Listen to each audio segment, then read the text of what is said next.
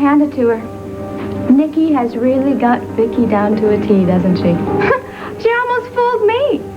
If I didn't know better, Oh, what's the matter, Clint? Is there something you're afraid to say? Afraid you might lose your temper? You are despicable. Go ahead, Clint. Go ahead and hit me. Because I would just love to bring you up on charges of assault and battery. I'm surprised you didn't run to the police and cry rape after the Waterside Inn. I thought about it. I'll bet you did. But then you realized that no one was going to believe a lady who would bribe an employee to fake and forge a pregnancy report. Not to mention how busy you've been putting things in motion so you could take over. You know, if Vicki wasn't back and if I didn't have so much to lose, more than likely I would get violent with you. But you know what, Tina? You're just not worth it.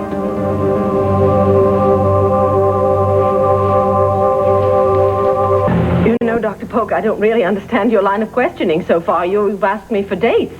Dates that would be easily memorized by Nikki. Clint told me that she had studied my diaries. That doesn't mean she wouldn't have trouble recalling dates now, would it? I mean, for instance, Joe Riley's death. When was that? Joe? Joe died on October the 3rd, 1979. Oh, dear. I fell right into that trap, didn't I? I mean, you said that she would have trouble remembering, and I promptly had trouble remembering. I'm not trying to trap you. Well, then I guess I'm simply going to trap myself unless I calm down. Please do. Dr. Polk, for heaven's sakes, can't you tell just by watching me that I'm Vicki? You fooled me before, Vicki. Or Nikki. Or whoever you are. Now, I have to be absolutely convinced that you're Victoria Buchanan before I let you leave the sanitarium this time.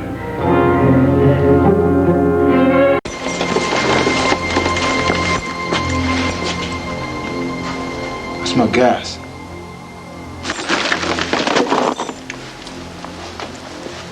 Cassie? Cassie, open up. It's me, Josh.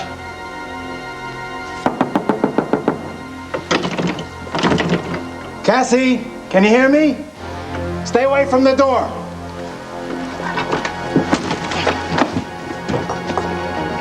Oh, my God.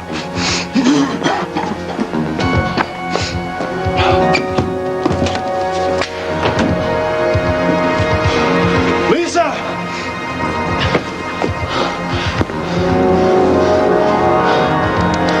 Lisa? Bobby?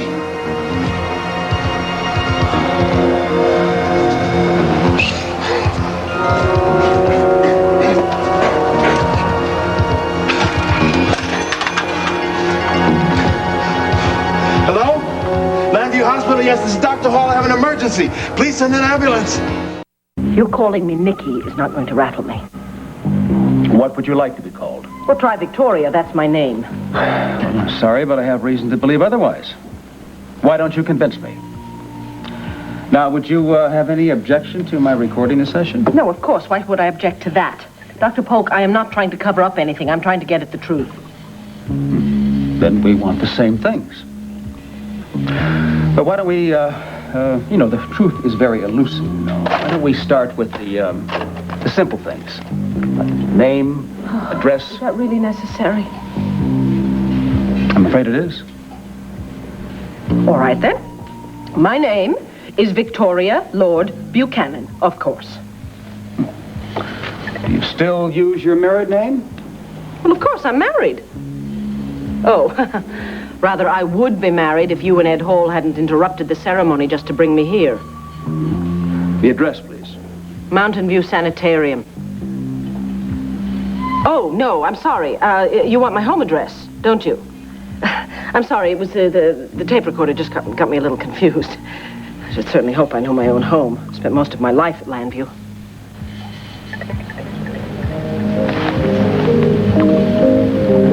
Landfair. Landfair. It's a slip of the tongue. I'm sorry. I'm very tired. Yes, I can see that. Well, look, perhaps we should put this off until tomorrow. Oh, Dr. Polk, that would be wonderful. I promise you, Clint and I will be here the very first thing in the morning. Well, that's not what I meant. If we wait until the morning, you will have to spend the night here. In the sanitarium? You just keep your tape recorder rolling, Doctor. Let's get this over with. I want you to feel free to open up to me and tell me everything. Oh, please. Dr. Polk, let's not pretend that this is just an ordinary therapy session, because it's not. It's a test. Well, I prefer not to think of it that way. Well, what other way can you think of it? My freedom is at stake, not to mention your professional reputation. The reputation requires that I be completely unbiased. Oh, really? You don't want to prove that I'm Nicky Smith and keep me here in the sanitarium for treatment for however long it takes just to vindicate yourself? I'm sorry you see it that way. But you can be sure that whatever treatment you receive will be for your own protection. But I don't need protection. I need you to sign whatever papers are necessary so that everybody can know who I really am. There's nothing I'd like better, But first, I have to pass a test. Why don't you begin with recent memories? Dr. Polk, until recently, I was Nicky Smith. And if you think I remember anything about that, then you should have your own head examined. No, I mean memories as Vicki Buchanan. Before your so-called return at the Waterside Inn. I did return to myself or consciousness or whatever you want to call it at the inn. But before that... Yes? Before that, I don't really remember very much. I have certain memories that come to me in flashes, but everything else has been blocked out. Well, I can understand that. But there must be one or two vivid memories, even when Nicky Smith can't really hold back the life of Vicki coming forward? Well, yes, of course. I mean, there were... But you started to say something. There are certain things I'd rather not discuss. Rather not or can't? Oh, all right. I remember standing in the doorway to my bedroom one night. You're getting it all on tape, Doctor. Please continue. And I remember seeing Clint and Tina in bed together. Nicky Smith could have seen the same thing. Well, Nicky didn't. I did. I saw it. Vicki did. And being Vicki and seeing my husband and my half-sister in bed together, I ran downstairs to try and get some help. And that's when you tried to call me? Yes, you. My sensitive, supportive psychiatrist. As I said, I started to dial your number, but... But what? But after that, I don't remember anymore. So you ran downstairs from the sight of Clint and Tina in bed. You tried to call me on the phone, and Stick grabbed you from behind, and then nothing? That's right. Not until I was in the woods, and that might have been days later. I really don't know. There was a shot. A very loud gunshot. And then it was as if the light just came pouring in, and then suddenly I saw Clint lying on the floor. He was bleeding from a wound. And it was Vicki who saw this? Yes. Yes, it was Vicki. And I was Vicki when I tried to stay behind and help him somehow, but Stick wouldn't let me. He forced me to get up and to keep walking and made me get into a car. Stick? Stick, yes, Stick.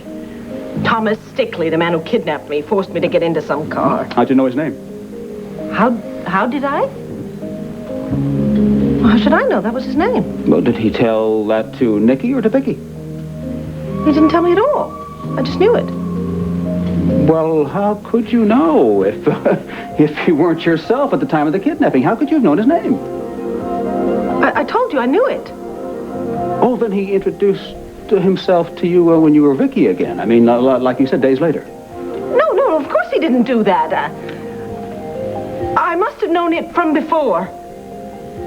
Well, you couldn't have. Vicki Buchanan couldn't have known that. Only Nicky Smith could have known that, because only Nicky Smith was conscious during the time of the kidnapping. No, you're mixing me up now. I'm only trying to clarify. No. All right, wait. I didn't know his name until afterwards. That's what it was. Clint must have told me his name. Why would he have done that? Because he told me a lot of things that happened while Nicky was in control. That's it. I knew his name after the fact and not before. I see. You don't believe me, do you? Let's continue, shall we? Damn it, Dr. Polk, I asked you a question. Are you just trying to trap me, or are you trying to get at the truth? Nobody is trying to trap you. Then why won't you believe me? I want to. But it's very plain to see that it's going to be much more difficult than you or I even imagined.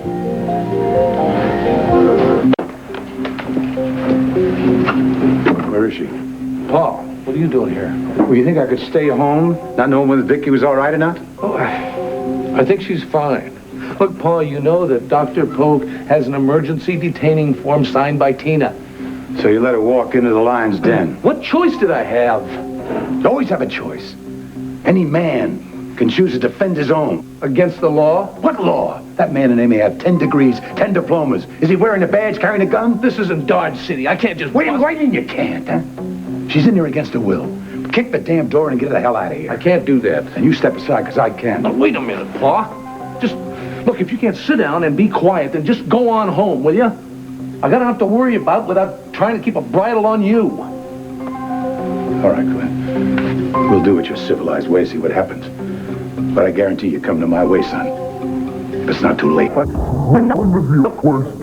Simple. Maybe it's the answers that are difficult. Do you think that I am trying to lie to you? I want to believe your story. This is not a story. This is the truth. I am Vicki. I'm Vicki Buchanan.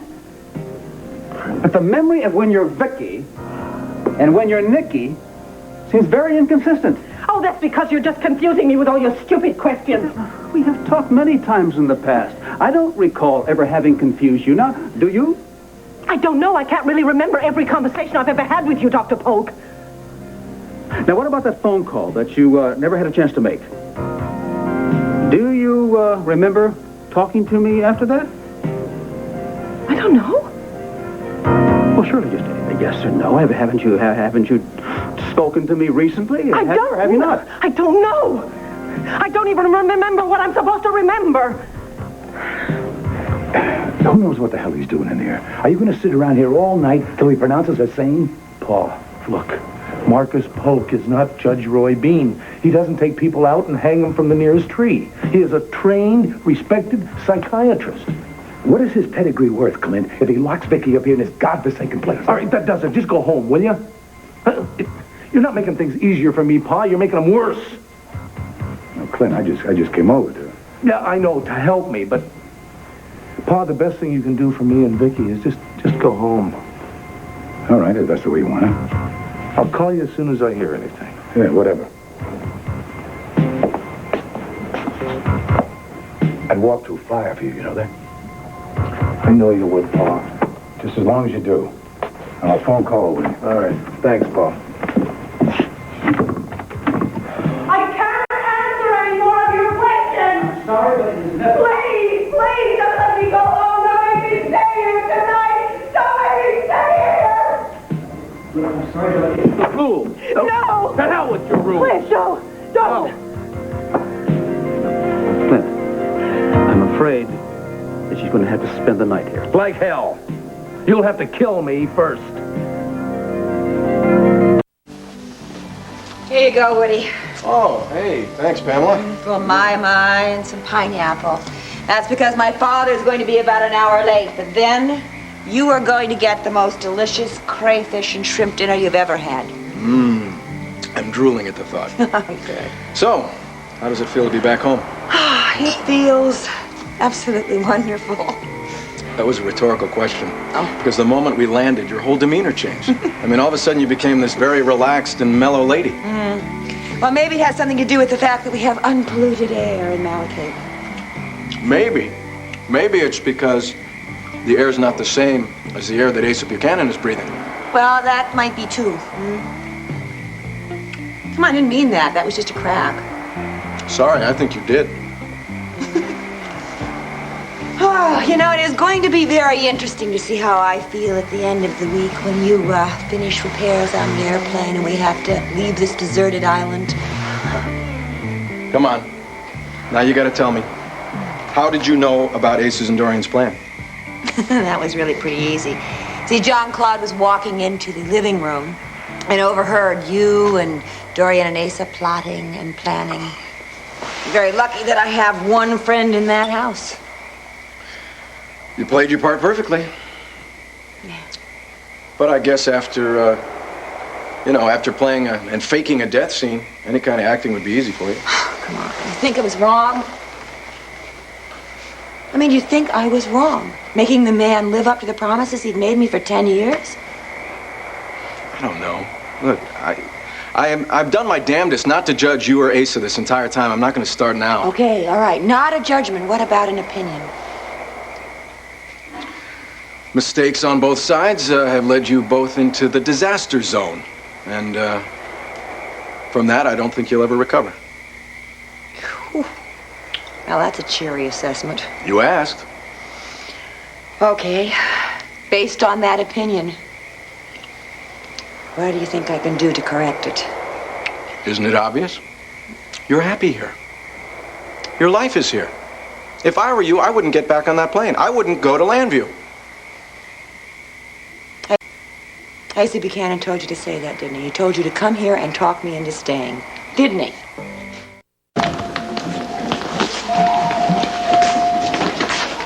Rafe, I told you, I didn't even know Ramona Walcott all that well. Yeah, I know that, but the investigation into her death has taken a new turn. I was hoping maybe you had some ideas. Rafe, I don't know anything about it. I didn't know anything about it. As far as I'm concerned, the whole thing was just a tragic accident. Tragic, yes. Accident? Well, you may change your mind when you hear we found in Ramona Walcott's house. What? On a hunch, I went over there and I checked her stereo. There was a tape in the machine. A recording of I'll Be Seeing You. That's the same cassette that was in Laurel's car at the time of the accident. There's more. The tape was wiped clean. No fingerprints of any kind, not even Ramona Walcott's. Whoever handled that tape was wearing gloves and deliberately left the cassette so we could find it. Rafe, are you trying to tell me you think there was a connection between Laurel's death and Ms. Walcott's? I don't know. What do you think? Any ideas? No, I don't think so. I think they were practically total strangers. Well, didn't you tell me they had an argument in the hospital? Yeah, about Tracy, but that certainly would have brought it about the... Unless what? Unless Ivan Kipling is a connection. Now, you said that his fingerprints had been found around Miss Walcott's house. Is that right? Yeah, but Larry, this kind of macabre touch just isn't Kipling's style. Yeah, but we can't discount anything. Rafe, if he was in any way responsible for Laurel's death, I want him found, I want him brought back, and I want him to pay for it. You have my word, it's just a matter of time before the killer is found. The department is working day and night. We're following up every possible lead, sometimes with very strange results. Like Tracy James. Tracy? Well, it may not mean anything, but we came up with something unexpected in her background check. We ran a check on everyone connected to Ramona Walcott. What about her background? Well, you probably know it already, but we were surprised to find out that she'd been a nurse's aide at Mountain View. Whoa, wait a minute, Rafe. A nurse's aide at Mountain View? Then you didn't know? No, she never mentioned that. But if she's had that experience, then she's not just the kid we thought she was. I'm surprised she didn't tell you. I thought she confided in you. So did I. Well, I just mentioned it to let you know how thorough the investigation is. I'm going to call it a night. I'll be in touch with you, all right? I'm not letting anybody keep you anywhere against your will. Clint, it's the law. Don't wave the law in my face. We're talking about a lady's life. Darling, please. Vicky's life. Please, don't make things worse than they already are. I heard him say that he is going to keep you here. But only if she doesn't want to go on with the session. If she wants to go... No, I cannot go on with this session. I can't. Please, my nerves are shot. I'm going to say all the wrong things and you'll lock me up. I keep telling you, it's not a test. Oh, yes, it is. This is the most important test in my whole life. If I make one mistake, I will lose everything I ever loved. Honey, nobody's going to lock you up, and nobody's going to take anything away from you. Nobody. Now, look, I wish I didn't have to do this. I know how difficult this is on you, Clint, and on Vicki. Well, if you know that, then let me take her home, Marcus. My hands are tied. We have to find out that She's Victoria Buchanan before she's released. Damn it, she is Vicki Buchanan. Nikki Smith is gone. All right, darling, wait a minute. Wait, Dr. Polk is right, all right? And I want this settled, too. I want everybody to know who I am. And if it means that I have to stay here one night, then I will do it. All right, thank you. And we'll go at it again in the morning when you're fresh and you're rested. All right, Marcus. We'll do it your way. One more time, we'll do it your way. But you mark my words, and don't you make any mistake about it. Come hell or high water, Vicki is staying here one night. And one night only. Stop denying it, will you? Hey, look. If I had admitted to everything else, why wouldn't I admit that Asa asked me to work on making you stay here? Because you wanted to salvage some part of your mission. I don't operate that way. You did before. You did when you came to arrest Clayton Morgan. You lied and you were working for Asa. Hey, that was different. You want me to tell you something about Asa and yourself? Would you listen? Yes, I'd listen. I'm not sure that I'm going to believe you any more now than I did before, but I will listen. I was blown away when I discovered what Asa had going on this island with you. This whole deception. But was it my place to tell you the truth? If you wanted to keep your job, no. Secondly, Asa told me that you were happy. I mean, your work is here, your friends are here. And he said that you had accepted this honeymoon kind of existence that you shared with him. I was happy. I loved him and I believed him. I understand that. But my point is, you were happy, weren't you? You were happy until you got the land view. No, until I learned the truth. And the truth shall set you free. Just remember that. Ha ha. Hey, Pam, come on. You were a happy woman. You were one of the most happy women I've ever met. And that's why I think you ought to stay here. You're a beautiful woman. And you've got a lot of talent and a lot of intelligence. Landview is not going to nurture that. Landview is going to dry you up. You know something, in your whole scenario of me as a woman, there's only one thing you left out. And that's the heart. The heart, Woody. You just forgot that I happened to love Jeb Stewart. He's the only man that I ever did love, and it is that love that fueled me. It fueled my teaching, my painting, my whole outlook on life. That's what made me a secure person, a secure woman. And now? And now. Even my whole island is different now. You remember when we were on the trip and you talked about Vietnam? Your comment about how you stopped seeing at one point the villages, the countryside, and even the landscape just disappeared before your eyes? Yeah, because all I could see were the booby traps and the bomb craters. Well, that really moved me a lot. Well, I know the situation isn't as dramatic as that, but this island was like that. It had magic for me, Woody. Magic because it had love and it had romance. And all of that's changed and it's different now. It is just as blown away as if a bomb had hit it and blown it up. Then don't you think you stand a better chance of adjusting to some lost magic than you do adjusting to the world of the Buchanans? Don't you think I'm going to be able to get Asa to love me as an equal on a full-time basis? Do you know something I don't know? No, but Pam, I mean, after everything you know about Asa, how can he be that important to you still? You know, Woody, you've never really been in love, have you? Apparently not. I mean, obviously not with this kind of self-sacrifice, and certainly not to the point of self-destruction. Let me tell you, if that's what I'm missing, if that's what I'm missing, maybe it's just as well, because it doesn't seem all that healthy to me. I didn't say it was healthy. I just said it was a fact. I love him.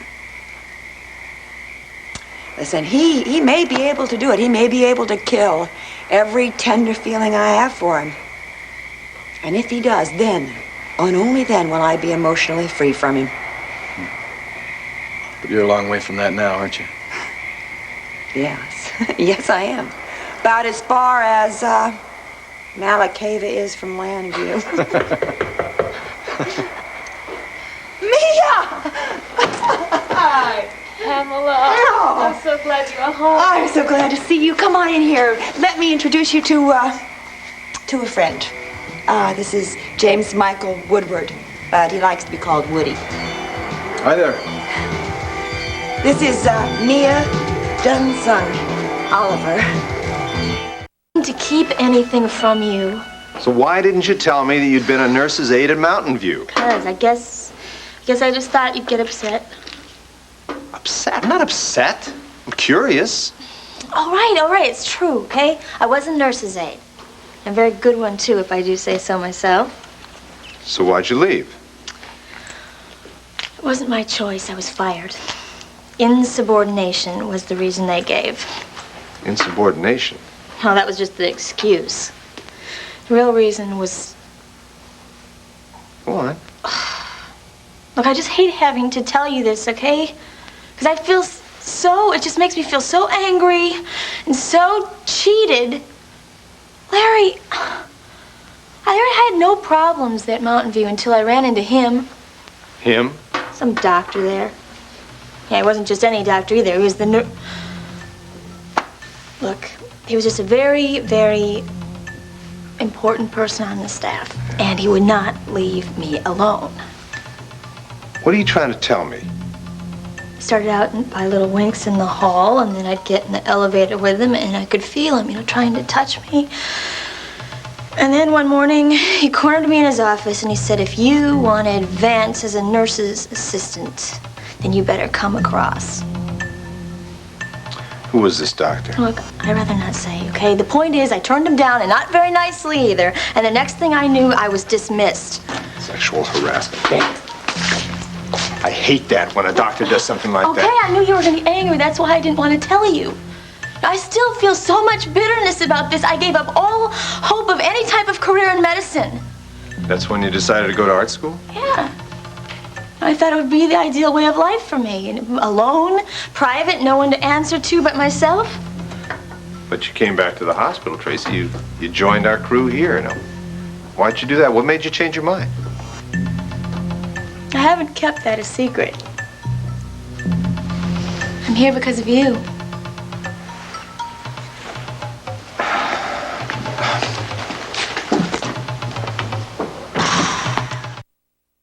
So, Cassie, I've been thinking a lot about that argument. Frankly, I think maybe you don't owe me an apology.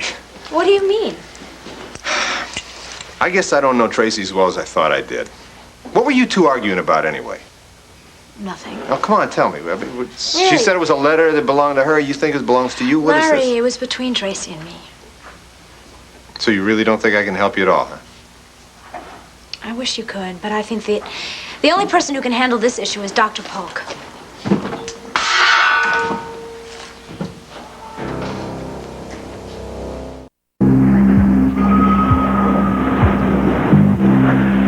It'll just be for one night, honey.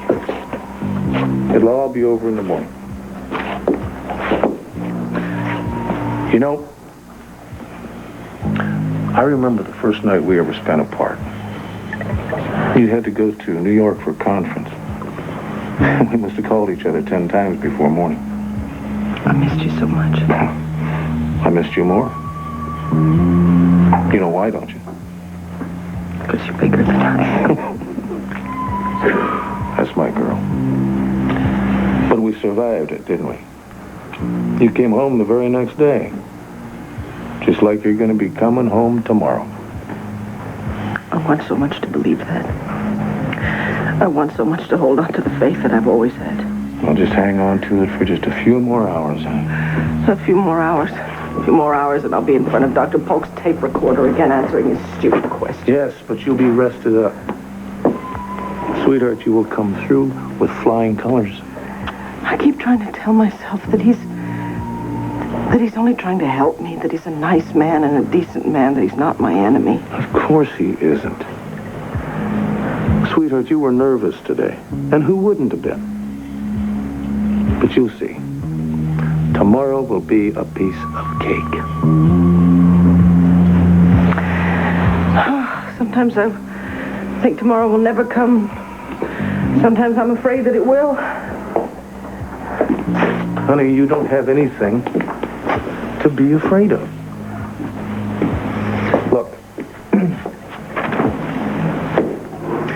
Once Marcus is convinced that you are Vicki, and you will convince him, you know what's going to happen then? We're going to hit the trail. Yeah. We're going to drive to the house, pick up the boys, and just take off on a family vacation. Really? Really. We're going to just jump in the car, the four of us, and take off for the wide open spaces. No maps, no plans, no itinerary, just our little family on a long-deserved family vacation. With motels? Motels. License plate bingo? License plate bingo. And the old man being told by everybody to pull over for a pit stop, and the old man saying, no, we can't do that. We got to keep going. Just a typical all-American journey. Wish we could leave tonight. We'll be taking off before you know it. We might even use a false name so nobody can even find us. Where'd you get an idea like that? From Nikki. She used to use the name Brenda Bell as an alias from time to time. She did? Mm-hmm. Yeah. But you forget I told you about it. If Marcus were to know about Brenda Bell, he might use it against you.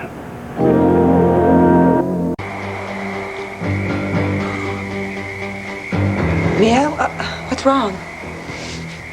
Mia! Wait a minute. What on earth? I've never seen her like that. I mean, generally she's so friendly, she's open. Well, who was that anyway? Oh, it's my sister. Oh, I mean, she's a Vietnamese orphan. My father adopted her. We educated her and trained her. She works as my assistant here. Oh, I see. I think she pegged me for an American soldier. Yeah, you may be right. You know, her memories of Vietnam are pretty rough ones. Well, I understand that feeling. Just hope I get a chance to talk to her later. Yeah. Oh, gosh, that reminds me, before my dad comes, I have to write a letter. One of the kids in the school is going to have to have some special kind of spinal therapy, spinal surgery. What, you have doctors on this island that can perform that kind of operation? No, don't I wish. He's going to have to go to Singapore.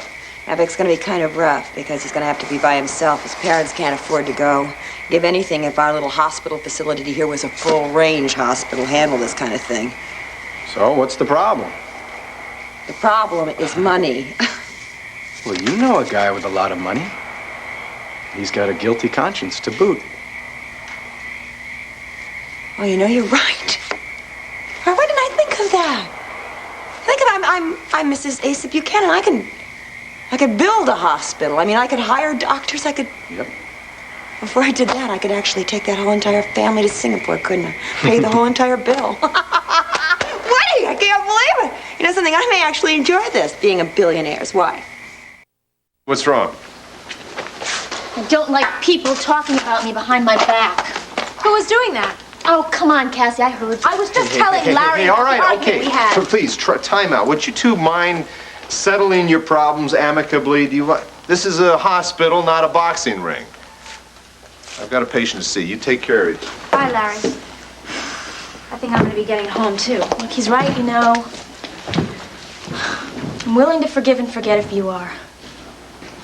I don't think that's possible, Tracy. Oh, come on, Cassie. Anything is possible. Look, what you need is a good night's sleep, so I bet in the morning you'll see everything in a whole new light.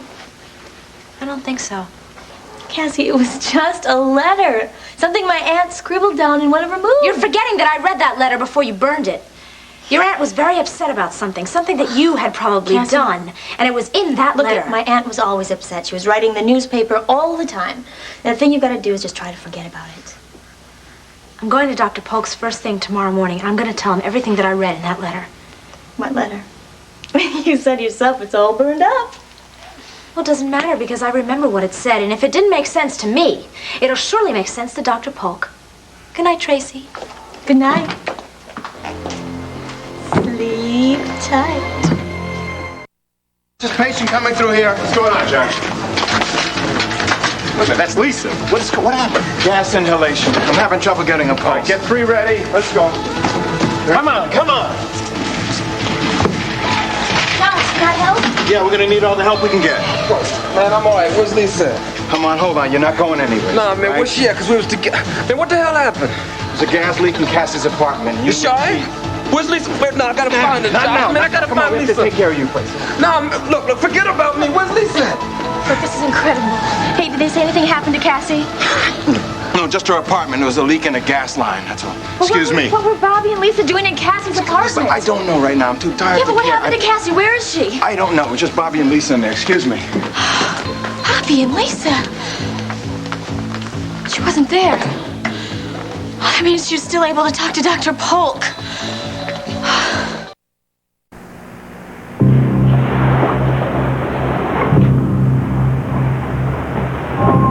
Tomorrow. I have to answer your questions tomorrow. Tomorrow. Questions.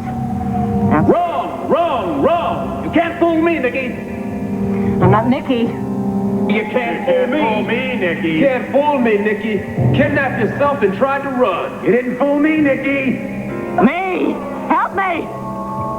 Fool me once, shame on you. Fool me twice, shame on me. Yes, son. Tell us who she really is. For the record, cousin. Let's have it, baby. She's Nicky Smith. Now don't that beat all? And I try, Nicole. You can fool some of the people some of the time. You can't fool us. Not anymore. You're Nicky Smith. Nicky Smith. Nicky Smith. Nicky Smith. Nicky Smith. No! Stop! I'm Vicki! Tell them who I am! Tell them! Tell them who I am! All right. Tell them who I am! Tell them now! Who? Them! Tell them who I am. Someone's been dreaming. No! It wasn't a dream. It was real! Where am I? Mountain View Sanitarium? Of course, you're a patient here, remember? Oh, no, it's a mistake. I'm not supposed to be here. Okay.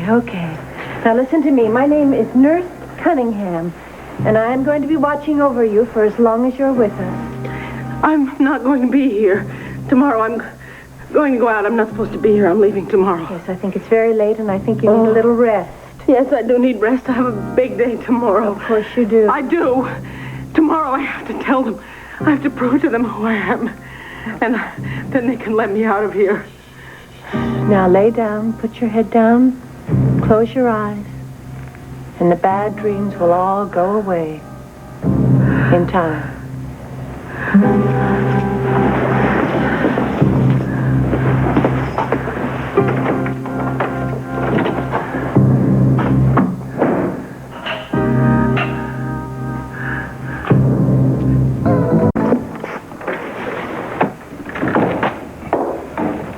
About 2 o'clock in the morning, I was going to that sanitarium to get you. No need for that, Paul. Where's Vicki? She's spending the night at the sanitarium. Oh, she's what? Well, wait a minute. Before you go to accusing me of abandoning my wife, I just want you to know I've changed my mind. About what? About tomorrow. I mean, whatever Marcus Polk says, sane, insane, Vicki, Nicky, that's the last night she's spending in that place. Well, about time you came to your senses. I was wondering if you were the milkman instead of really one of my own. Well, you were right, Pa. I tried it by their rules, and all it got me was having her locked away from me. And now? Now we play by my rules. They don't leave me any choice. That's good, but you know what you're letting yourself in for, Clint. Once you bust her out, your life's going to be on the run. It's better than no life at all, Pa. With Vicki, I don't have any life.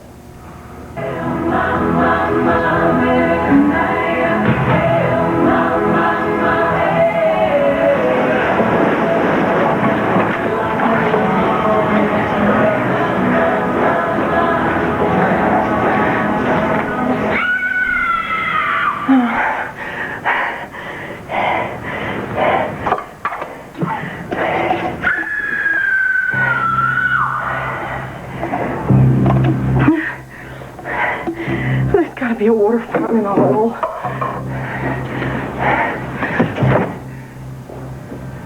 This door is locked. Why is this door locked?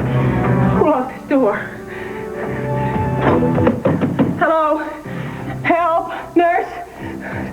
Nurse! Come and get me out of here! Unlock the door!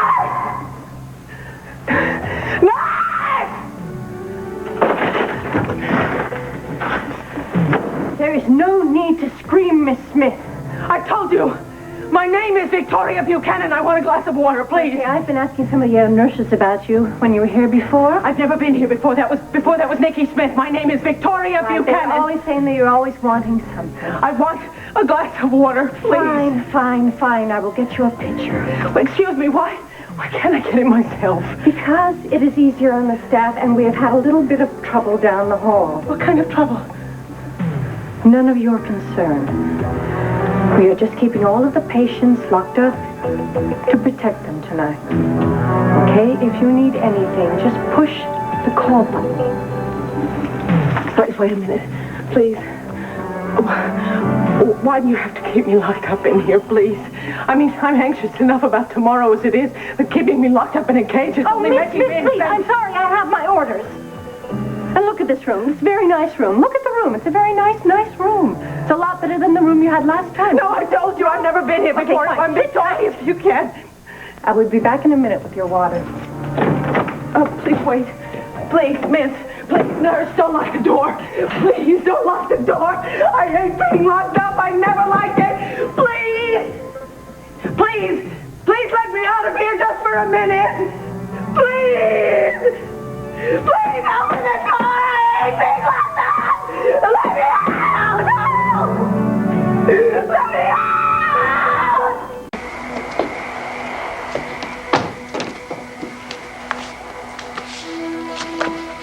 Well, hello again. Your father and Pam were very disappointed that you didn't make it for supper. So was I. Hey, look, I'm sorry if my presence frightens you. It was very silly of me, but I couldn't help it at the time. You look so much like An American soldier? like the one that took my father away. He was accused of being a Viet Cong. I didn't know if he was one or not. But I remember how he fought the soldiers and how my mother cried for days. How old were you then? Only 6. But the memory is... Yeah, I know, Mia. I hope to hell I wasn't the soldier that took him away. But, that was a long time ago. Very long time ago. Now we live in a very different world, very different lives. I hope that we can be friends. I would like that too. Yeah? Well, let's see what Pam's up to. The last time I looked, she was cutting into a terrific smelling pie. Well, what kind of questions could he ask me? I mean, he could ask me details, things that only Victoria Buchanan could know, right? All right, let's do it one more time, out loud. Kevin's birthday is September the 12th, 1976. Joey's birthday is January the 9th, 1980. Clint and I were married on November the 15th, 1982. My father died June the 16th, 1976. Oh, Vicki, just stay calm and collected. Do not let Dr. Polk intimidate you. But please don't blow it. You have to be nothing short of perfect. Otherwise, this will not be your room just for one night. This could be your home forever.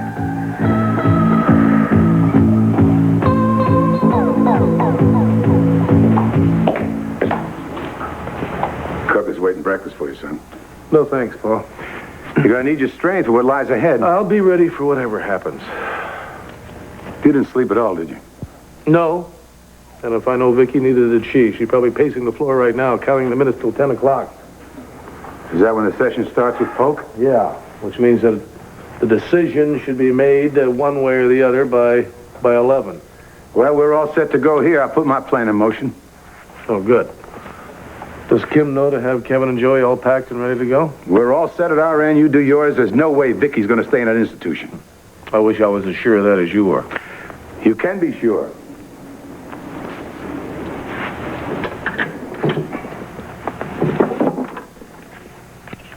This is your insurance. Hope you don't have to use it, but just in case, you have to convince somebody. Asa, you very kindly said you'd help me with some... Clint, you just go ahead and do whatever it is you have to do with your father. I'll just be comparing some investment notes that I have with some of Ace's reports. Dorian, it's all right. Really, just You act as if I'm invisible. You are not invisible. I know you saw the gun. Gun? What gun? This one, Dorian, the same one I'm giving back to Paul. Now, wait a minute, Clint. You may need this. Paul, look, no matter what happens, I'm not going to shoot my way out of the sanitarium. And what if Polk doesn't let Vicki go? Like I say, I'm invisible. But, Asa, can you just tell me where the North Sea oil drilling... Paul, don't worry so much. I'm not going to let anybody lock Vicki away. One way or the other, I'll get her out of there, and I won't need a gun to do it. I just wish I had your high spirits. It'd be nice if you had 6 loaded chambers to back you up. I got you to back me up. What more do I need? Huh? Okay. You get out of here and bring your wife back. All right. I'll be back for the boys, one way or the other. Clint, not that I know what you're talking about, but good luck. Thanks, Dorian. I think I can use it.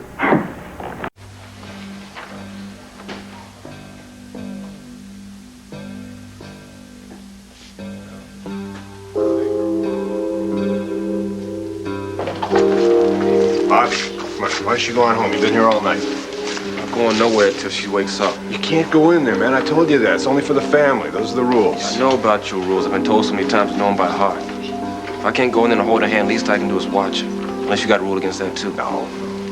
Let me be, okay? I'm not hurting nobody just looking at Well, someone might get hurt if her father runs into you. I don't want no problems with Mr. Barron. Then would you just steer clear of him, please? You know what he's going through. Yeah, I know what he's going through. Larry! Cassie, Is Lisa all right? Where is she? take a look. Where have you been? We were looking all over for you. Lisa and I exchanged apartments last night, and when I got to mine this morning, they told me about the gas leak. I still can't believe it. Believe it. You must be Bobby and Cassie. You were there when it happened, right? Yeah. Doc said if I hadn't been a little bit stronger, a little bit bigger, I'd be in there with her. Lucky Josh came along and found you both. Is she gonna be all right? Well, we'll have to wait until she comes out of the coma. Just wait and watch, right, Doc? Yeah. All right, wait. By the window, not inside. All right. Thanks, Doc. All right. Listen, Bobby, I fil really terrible about this whole thing. Hey, it's not your fault. Accidents happen. Yeah, accidents do happen, but can I talk to you about something? I ain't going nowhere. Not here. I want to talk to you privately. I ain't leaving this window till Lisa wakes up. Just over there. It's really important. I'm always amazed at your cool head and your keen eye. Thank you. But I'm just glad your son has more common sense than you do, because you obviously think that brute force is the best tactic for everything. I like diplomacy when it works. I called you on the phone this morning. I told you something, didn't I? That old Polk may not listen to reason. Asa, I kind of can see his point. I mean, Clint could be risking his future, the boy's future, not for Vicki, but for Nicole Smith. Yeah, we both know that, but tell that to Clint. As far as he is convinced that Nicole Smith is gone forever, and it is Vicki he has taken away. Yes. Well, I must say I admire you for supporting him, even though you don't believe it. Well, what choice do I have, Dorian, huh?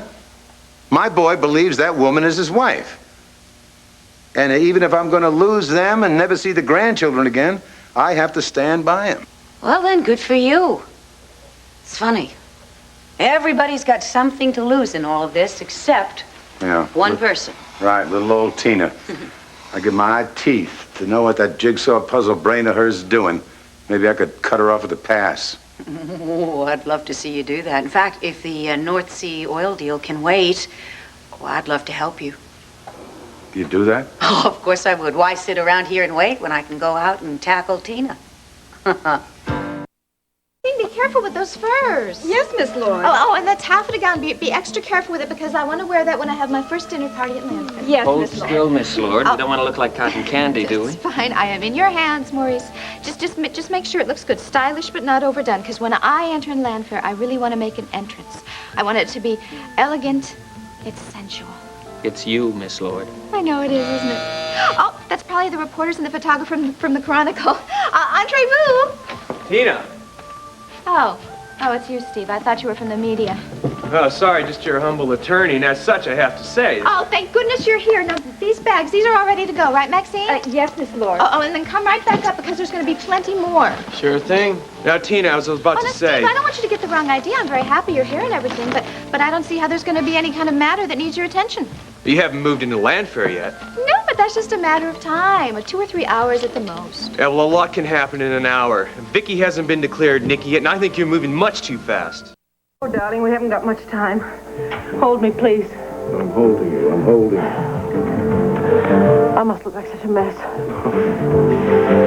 You are beautiful, as always. I didn't sleep at all last night. Well, neither did I. I kept thinking about you being here in this place. And I was wishing there was some way I could call you and let you know that I was there for you. I knew you were. But I kept myself busy preparing for this session this morning. Every birthday, every place we went together, every little moment in my life, I have been reciting them out loud. Practicing as if preparing myself for some sort of a final exam. Sweetheart, it is nothing like that. No, you're right. This is much more final than any final exam I ever took in my life because Dr. Polk is not going to quiz me on what I know. Dr. Polk wants me to prove who I am. You know what? What? I believe that Dr. Polk only wants to learn the truth. That's just the problem. The truth is there. It's staring him right in his face. What if he can't see it? Would you just be yourself? And he will see it. He will. That's easy for you to say. Have you ever tried to just be yourself, darling? That's the hardest thing I've ever had to do in my whole life. Well, you just take a deep breath when you walk in there and relax. Right, open your mouth and watch every word that comes out of it. Don't call Kevin Joey. Don't call Joey Kevin. Be careful. Make one mistake, one little tiny slip, and they will lock you away forever. It's enough. Just stop. Oh, darling. I want you to listen to me. I want you to hear what I say. I want you to remember exactly what I say. No matter what Marcus Polk decides, when I leave here today, you're leaving with me. Why? What are you going to do?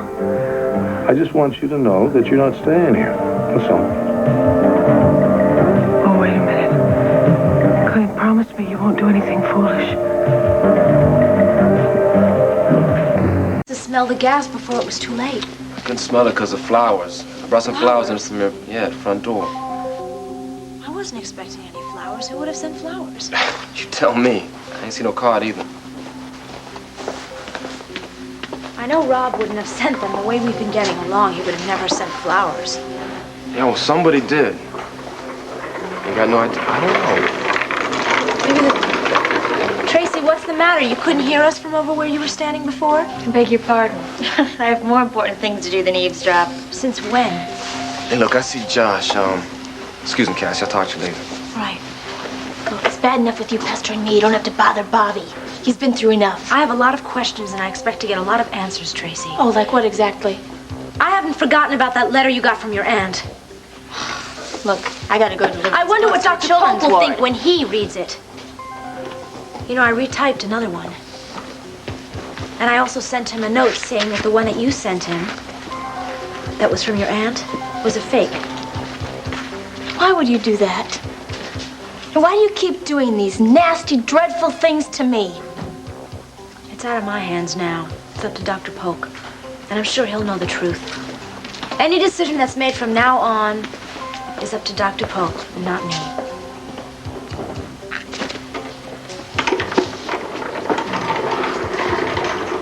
Hey, man, I'm trying to thank you. If you ain't knocked that door down when you did, me and Lisa wouldn't have made it. I ain't gonna forget that, man. I'm not gonna ask you what you were doing alone with Lisa. I'm not gonna ask you how the accident happened. Or why you didn't just pull her out of there. Hey, man, I said I was trying to thank you for that. I am not interested in your thanks. Lisa's in there in a coma, and you're out here. I'm glad I was able to pull her out. As for you, now what the hell choice did I have? Hey, are you for real, man? I I won't consider Landfair as my home exclusively. No, I intend to open the grounds up for the public. Restricted hours, of course. You mean you'll let people wander through? Well, sure, the White House lets people wander through, so why shouldn't I? I mean, Landfair is sort of a landmark here, and I think the common people of Landview should be able to see it from time to time. Well, I'm sure the people of Landview would be delighted to get a glimpse into the town's most famous dress. Well, of course, they're going to have to wait just a little bit while I finish the renovations. The what? Renovations? Yes, it does pain me to talk about this right now, but I'm afraid some of the decor and the furnishings have gone a bit downhill. Well, due to my sister's illness. Aren't you being a little premature in suggesting all of these changes? Premature? Well, you seem convinced that Dr. Polk will support your claim that your sister does indeed suffer from a personality disorder.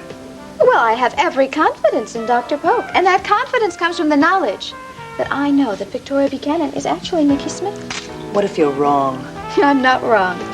And once Dr. Polk agrees to that, then I will move into Landfair. Because, someone needs to preserve it and to protect it. In fact, Miss Gibson, I'm sure your readers would love to be there at that exact moment. So you're welcome to come along and report it. Perhaps what would really fascinate my readers is the look on your face if Dr. Polk disagrees with your conclusion. I beg your pardon? And that, I think, concludes this interview. Let's go, Tom. Wait a minute. Well, wait, that's it? I have more than enough. Now, wait, I don't like this one bit here. I make time in my busy schedule to accommodate Tina, you. quit while you're ahead. No, now, Miss Gibson, don't you dare come crawling to me begging for an interview after I move into Landfair. Don't worry, I won't. What? I can't believe this. Did you hear the way she talked to me? You have this real ability, Tina. Without even trying, you have this natural ability to just infuriate people. Oh, please. She is just some tacky little overpaid reporter. That's all she is. She could have been our ally.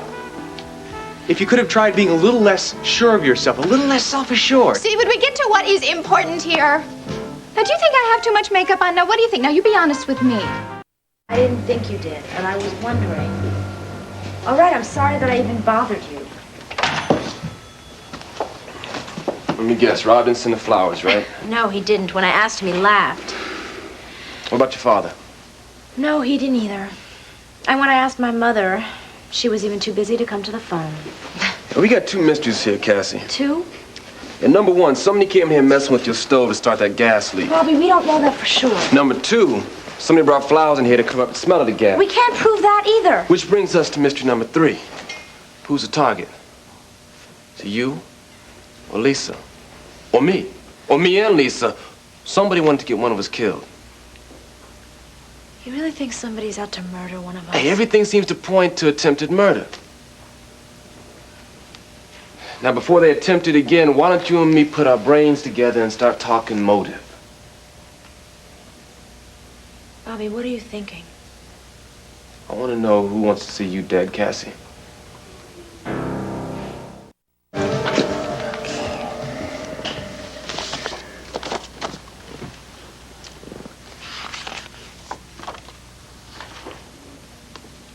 Excuse me, Dr. Polk. This just arrived. The messenger said it was urgent.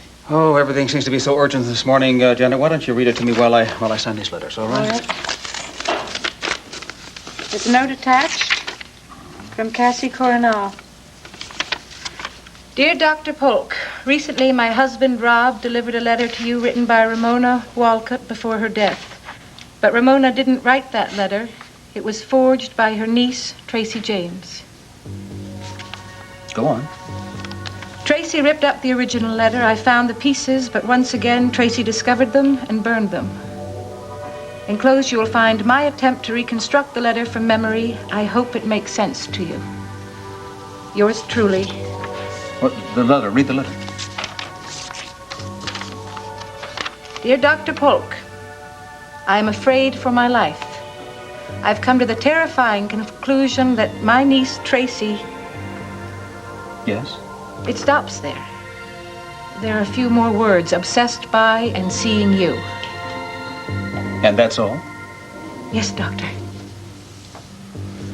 Well, I'm sure there must be some meaning to that, but I'm not sure just exactly what it is. Look, Janet, why don't you put that in Tracy James' file? I'll get back to it later, all right? Of course, Doctor.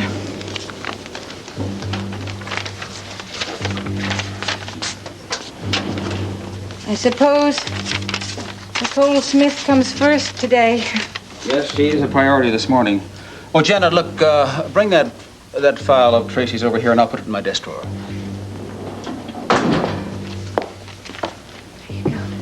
Thank you.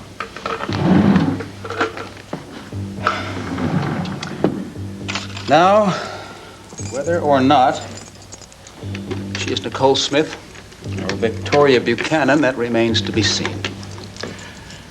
We'll know shortly. Would you like me to call upstairs and have someone bring her down to your office? No, I'll go down there and get her myself. Oh, Janet, why don't you take that morning that you off that you asked me about, and I'm going to be in there with her quite a while. Thank you, Doctor.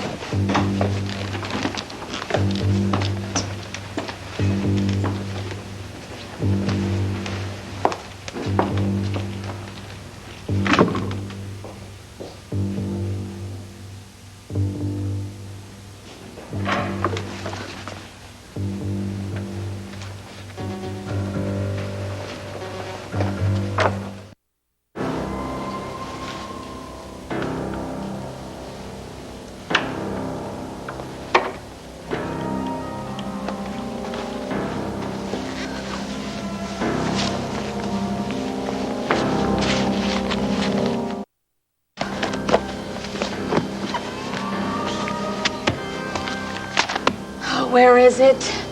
What did he do with it?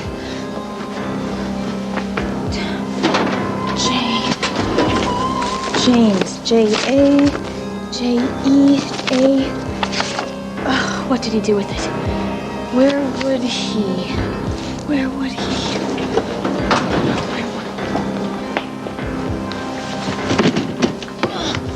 Oh, they lock everything up around here. Nobody trusts anybody anymore.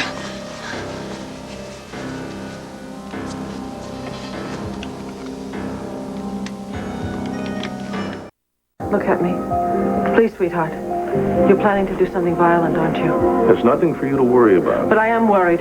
Whatever it is you're planning, I can't let you do it. Sweetheart. Now, who was the one who kept telling me that I am going to prove to Dr. Polk that I'm not Nikki Smith? I know that. All right, then don't undermine my confidence. Not now when I need your support more than ever. You have my support. You know that. Then tell me you have faith in me. Tell me I'm going to pass every test, but don't tell me you're expecting the worst. I'm only saying that if things don't go the way we want them to... Then we will fight them with every legal means we have at our disposal, but we cannot take the law into our own hands. Damn it, Vicki. I am as law-abiding as the next man. But if the law turns against us, if Dr. Polk and the authorities turn against us, I'm going to make my own justice. Oh, no, please. Listen to me. My love for you comes before the law. I'm not going to stand by and let them take you away from me and the boys. We know who you are, and we love you for who you are. And if the rest of the world remains unconvinced, then the hell with them. But you are coming with us, and that's all there is to it. Excuse me, good morning. It's 10 o'clock. If you're ready, why don't we go to my office and we'll resume the session.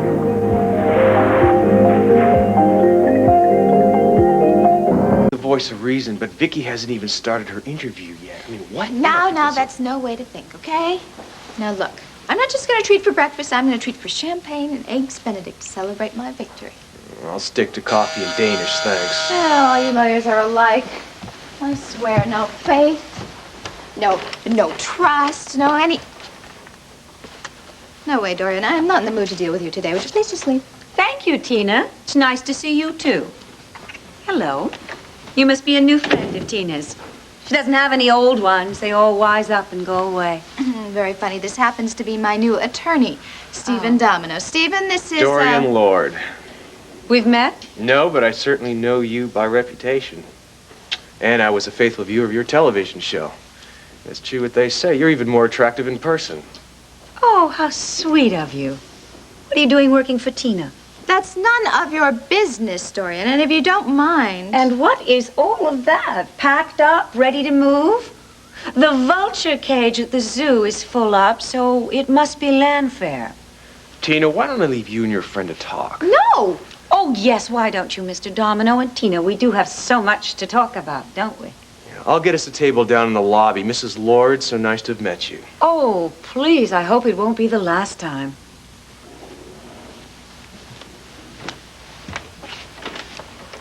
Ooh. So why don't you just chase him down and gobble him up, Dorian? It's so embarrassing you're drooling like that.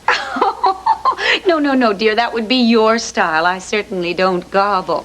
You know, there is a danger with your greedy approach. You can always get something caught in your throat and choke to death. Oh, is that a warning?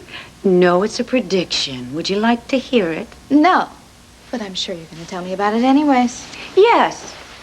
You can scheme your little schemes. You can run all the scams you like, but nothing you do is going to change anything. What are you doing? Oh, you surely don't expect me to have a meaningful conversation on an empty stomach. How inhospitable. Hello, room service. This is Tina Lord's suite, temporarily. We'd like to have tea. For two. And scones, yes, with lots of marmalade.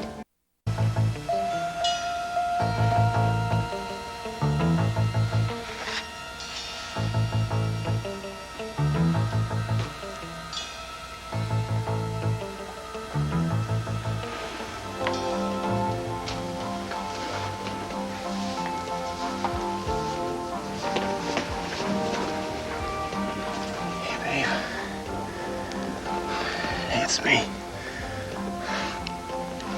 Can you hear me? No.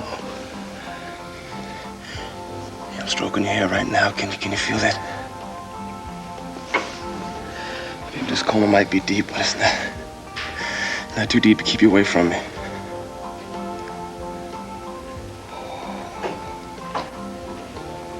Oh, you were so beautiful. Even all these machines and tubes can't hide how beautiful you are. You're gonna come back to me. You hear? Make sure you come back to me. You gotta come back to me, Lisa. Hey, I'll tell you a secret. I ain't so good going solo. You know? Tell nobody, but I need you. Oh, Bobby needs you real bad right now, baby. Cause you make everything easier, Lisa. You make everything better. You make me the way I'm supposed to be. Damn it, Lisa, wake up. You know, if you come back to me, I swear with everything I got, Lisa, I ain't gonna never let you get away from me again. You won't be stuck with me. Yeah, baby, you won't be stuck with old Bobby.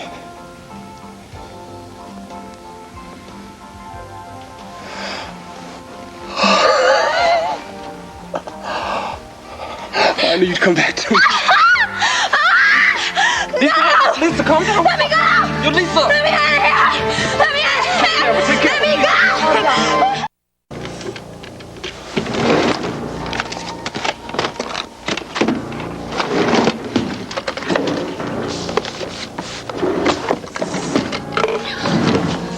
Clint, why don't you wait here? We'll go in and get started.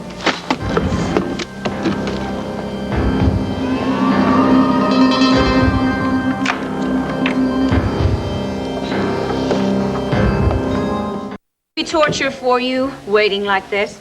Well, it wasn't. Not until you insisted on waiting with me. Oh, I couldn't miss this. Seeing you finally get what you deserve. Milk or lemon? Milk, of course. And yes, I am finally going to get exactly what I deserve. And that means land fare and everything that goes with it.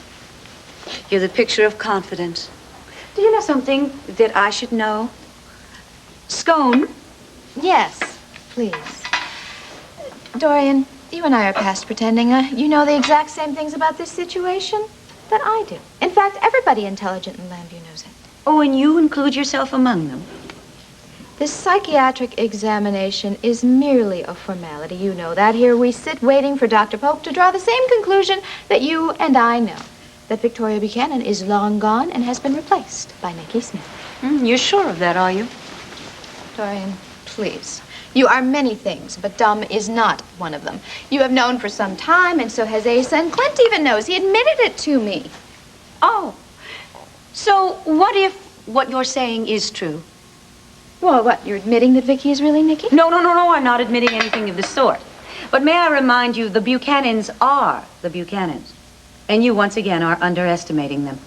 Clint and all his family cannot fight a court order. Oh, Asa can pull more strings than you have hair on your dyed little head. And if he thinks he's defending his family... Minute. This happens to be my natural hair color. Besides that, I have medical opinion on my side and the law, so I can't lose. Oh, indeed. My dear, you have a way of pulling defeat from the jaws of victory. You will do it again, believe me. Dorian, no matter what you think is going to happen or what you hope is going to happen, this time is my time. Just started, Pa. Vicky's in there with him now. How you holding up, son? Well, okay, I'll be a lot better once Dr. Polk lets her go. Well, everything's set at this end. Boys are packed. Kim called the school, said they'll be out for a few days, no problem. They suspect anything? Now, as far as Joey and Kevin are concerned, they're about to take an impromptu vacation with their mom and dad, and they can't wait to get started. Well, neither can I. I wish I'd been able to arrange for a car. What do you think I'm here for? Got a station wagon all gassed up, ready to go, hit the road. You just bring your lady back to us, and we'll send you on your way. Well, I hope I don't have to take her out of here by force, Pa. But if Dr. Polk comes to the wrong conclusion, I'm gonna have no choice. I'll just have to take matters into my own hands. Enough about dates and places and things. Let's talk about people. Important people in your life. Now, your father, for instance. Well, what about him? Well, what were your feelings for him? That's not very easy to say after everything that's happened, after everything I've learned. I have very mixed feelings. Why don't you sort them out for me, huh? I always loved him very much. Of course, that goes without saying. He was a very admirable man. In many ways, he built a newspaper empire on courage, on hard work, and on ideals. And what about his treatment with you, his daughter? Well, he had ideals for me, too. He expected the best from me, always. And I tried very hard to live up to those ideals. Sometimes I think I tried too hard. Do you still love him? Oh, yes. Oh, yes, of course I still love him. He is not the paragon of virtue to me that I once thought he was, but perhaps I can learn to love him for his flaws as well as his virtues. I hope so, anyway. You said that Tina, or rather Nikki Smith, came out completely at Tina's trial. Is that right? What? Oh, yes. Yes, completely. Yes. Then you said just as suddenly, you came back. Yes, I did. I most certainly did. What? Why? I don't know. Then sure, I guess. All right, if I had to guess, I would say that it happened because of love. Love? Yes, I think when Clint rejected Tina, when he showed me how much he loved me, I think inside of me a wound was healed that had been very deep inside of me. What sort of wound? Oh, a wound that had been there since I was a girl. I think something that came about when I saw my father in bed with Tina's mother. Your childhood friend, what was her name? Irene Manning. I wanted so much for that not to be true. I wanted my father, that man that I loved and admired so much, to turn away from Irene. To return the love and affection I had for him, and not to make love to my best friend. But he didn't. He let me down.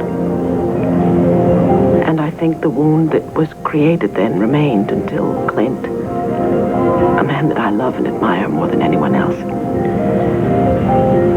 gave me the love that I had waited for so long. Your memories are very vivid on this, right? Seeing Clint with Tina at the Waterside Inn? Do I remember? Careful, Vicki. This is how he's going to trap you. No, of course I don't remember that. I was Nicky Smith at the time. Well, then how do you... Clint told me. Clint filled me in on a lot of things that have happened. Dr. Polk, I've tried to explain this to you before, but my memory seems to come and go in flashes. Therefore, I find it very difficult to distinguish between what I remember and what I've been told. I see, yes. But still, I have to ask you.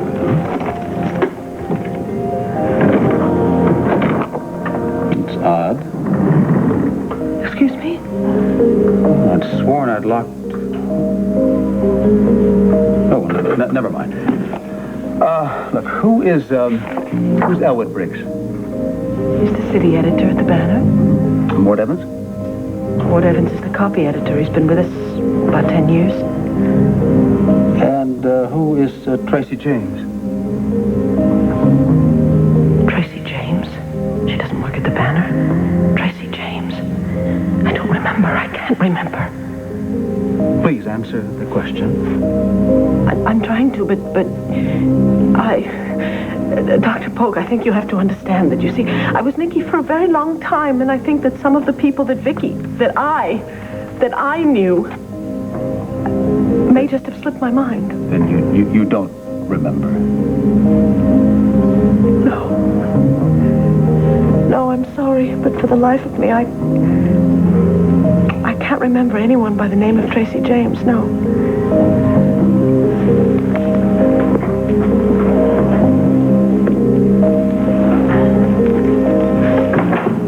Vlad, come in. We're finished here.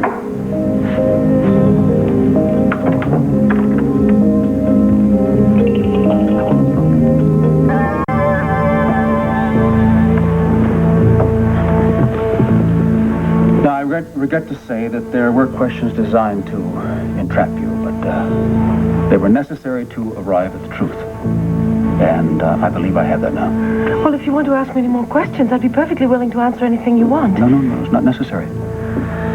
You really told me what I needed to hear. You see, there was one question that was more important than all the others. I'm absolutely positive of my facts. You can check anything you need to, Doctor. It was a name.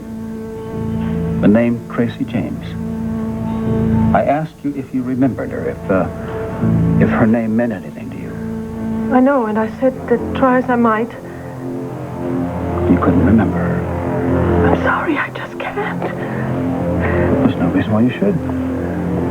You see, Tracy James was a nurse's aide at one time at Mountain View here. And she might have been known by Nicky Smith. But she couldn't have been known by you, Vicki. You called me Vicki. That's right. That's your name, isn't it? Oh, Dr. Polk, you me up, darling. Does he mean that? I believe that your complete ordeal is over. Without a shadow of a doubt, Nicky Smith is gone, and you are Victoria Buchanan. Darling, did you hear it? Dr. Polk. Oh, I'm so happy. I'm so relieved. I'm so grateful to you. You did it all on your own. I told you he was a fair man, huh? Thank you, Marcus. Thank you. Thanks for giving me my wife back. Clint, I can really say this is one of the most rewarding sessions of my entire life. Nothing makes me happier and more fulfilled than to help return Vicki to her family and her friends. And it all came down to somebody named Tracy James. Yes, that fact, and a rare bit of insight from that only Vicki Buchanan would have known. Well, you asked me so many things. What did I say? Well, you gave all the credit to love. Clint's love for you. You said that? I meant it. You see, I believe the long repressed rage for your father has been replaced by a lasting, nourishing love for your husband. No. Now, if that's the case, then Nikki Smith no longer exists. She's gone forever. No. That is the greatest prognosis I've ever heard, Marcus. Do you really think it's true? Do you really think she's gone? Well, only time will tell. But look, now, however, the two of you have been here long enough, and I hear it's a very sunny day outside. Sunny. It's absolutely glorious. So look, I'll sign the papers, tell the proper authorities that how I've decided. Oh, and I'm really free to go. Yes, you are. Oh. You're free to go. But after you leave here, you may find some very unpleasant things out there. Sounds like you're talking about Tina. That's right, yes. Tina, I'm sure, is going to take this decision very hard. She's probably already told the newspaper and the television coverage. Well, I don't really want to have to face that now. Look, my advice is for you to get out of town. The two of you together, just you and your family. Okay. You're not just a psychiatrist, you're a mind reader. Our vacation starts immediately. Good. I'll be the first one to wish you bon voyage. Oh, I tell you something, Dr. Polk, last night, in the very darkest hour, I really wondered if I would ever be walking out of these doors again. Especially when that song kept playing over and over again. Song? Oh, yes, somebody was playing the same song all night long. I asked the nurse to shut it off, and she told me that I would get used to it. I think I'll have that song with me for months. A song that haunts you? Mm-hmm. It's strange. Nikki said the same thing happened to her. Well, I'll do whatever I can to help you forget it. Clint, when did Nikki tell you that? I mean about that song? I don't know. It was after Laurel Wolick was killed. The police said they found a cassette in her car and that it was probably playing when the car crashed. Well, do you recall the name of that song? Yeah, it was an oldie but goodie. I'll be seeing you. And that meant something to Nikki? Yeah, would you believe that she said someone in the sanitarium was playing it constantly? Now, is that a coincidence or what? Yes, isn't it? Is there something wrong, Dr. Polk? No, nothing's wrong. Now, look, the two of you better start out on that vacation, all right? Okay. Oh, Dr. Polk, thank you. Thank you so much. We'll send you a postcard. Thanks, Marcus. I can't believe this is really happening. It's as if I just woke up from the worst nightmare of my whole life. But it's true, isn't it? You bet it is, sweetheart. The next thing to do is just put it out of your mind. There's nothing but clear sailing from here on in. Boy, would I love to see Tina's face when she finds out that Dr. Polk has agreed that I am really me, Victoria Buchanan. Well, I'm afraid that's one pleasure you're going to have to miss out on, honey. The only faces you're going to be looking at for the next couple of weeks are going to be Kevin's and Joey's and mine. Because we are a real family again. It's going to be a wonderful vacation. And as far as I'm concerned, the rest of the world can melt away. I don't care. As long as we've got each other. You know what surprised me most? Is the way Dr. Polk kept trying to trap me. Well, honey, he went into this whole thing believing that you were Nikki. I know. I was guilty until proven innocent. That's not really like him. No, but he knew how strong Nikki was, honey, and she'd fooled him once before. Yeah. He was acting according to his own conscience. And he did come through for us in the end. Yes, but it was touch and go for a while. You know, last night he tried to trick me with Stick's name. Wanted to know how I knew it. I got really flustered. And then I told him that you must have told me all about it. The thing is, I was telling him the truth, and yet everything I said came out sounding like it was a lie. Yeah. Well, I'm glad you got over that feeling this morning. Today, I just held on to thoughts of you, Kevin and Joe. The fact that we could all be together again in a few hours. And I suppose that just gave me the strength I needed to stay calm and tell the truth as simply as I could. You know, we're really better off that Marcus was so tough. Why? Well, Well, because now he can tell the whole world that he honestly put you through the most rigorous test possible. And that there isn't the slightest doubt that you are Vicki Buchanan. Darling, would you really have taken me out of the sanitarium by force had it gone badly? Yeah. We'd have followed this same plan. I mean, we'd have picked up the boys and headed for parts unknown and started a whole new life. Now it's simply going to be a great family vacation. You would have given up your life for me? I've got no life without you. Now, when we get back from our vacation, we'll just pick up where we were when... well, that seems like a whole lifetime ago. Well, we can't go back to exactly the way it was. Because Tina is there. I'm sure she'll still be trying to convince everybody that I'm Nicky Smith. Forget about Tina. She's over and done with. When Marcus goes public with his decision, not a soul in the world is going to believe her. Why couldn't she have been content with the settlement I wanted to make on her when I realized that she was indeed my half-sister? Because she's greedy. She wants the whole ball of wax. I mean, she wants to be the queen of Landfair. And she wants it so badly that I wouldn't be surprised if she had a moving van all packed and ready to go. Boy, what I wouldn't give to be a fly on her wall when she gets the news. All right, what happened, Judy? I don't know. Give me 10 milligrams. Stay calm, Lisa. All right, We got you, baby. get that syringe over here, quick. Lisa, get out of here. What are you doing in the way? Get out of here. Hey, she gonna be all right, doctor? She's unconscious. Lisa, you have no right to be in this Not hospital. now, man. Josh. I want to know what happened.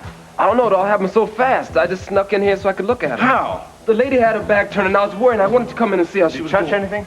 No, I just walked in. I whispered to her, and her eyes opened, and then she started getting crazy like you saw. If you had anything to do with bringing this on, No, so he help couldn't me. have been in here for more than a few seconds. Maybe it's just a Dr. reaction to her coming out of the coma. Get her father in here right now, Josh. Look, doctor, she gonna be all right?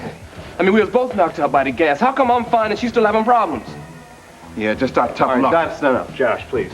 Lisa? Lisa, hey. Can you hear me? Lisa? Bobby. I just want Bobby. Yeah, babe, I'm right here. Where am I? You're in the hospital. What happened? Your friend Cassie let us use her apartment. You know, we're just gonna hang out, have dinner, and there was a gas leak. We were both knocked out, and you've been in a coma ever since. Lisa? You remember what happened just a few minutes ago? I'm sorry, Doctor. I only remember being in Bobby's arms.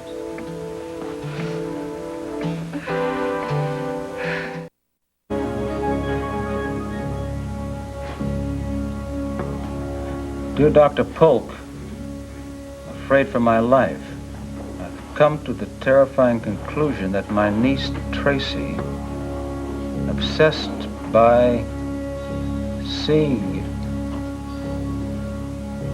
Tracy, what do you think you're doing? How did you get in here? Answer me, Tracy. Minutes before you have Asa bring the boys down. I think Karen seemed genuinely pleased to see me this time. Well, if there were any lingering doubts, they're all gone now. For him and everyone else. I'm so glad the children were protected from all of this. Do you know, I'm almost afraid, nervous about seeing them. All you have to do is be yourself. I know, but I haven't really seen them for, 6 months? Not since I turned into Nicky. I'm so afraid I might do something to make them afraid or make them upset or something.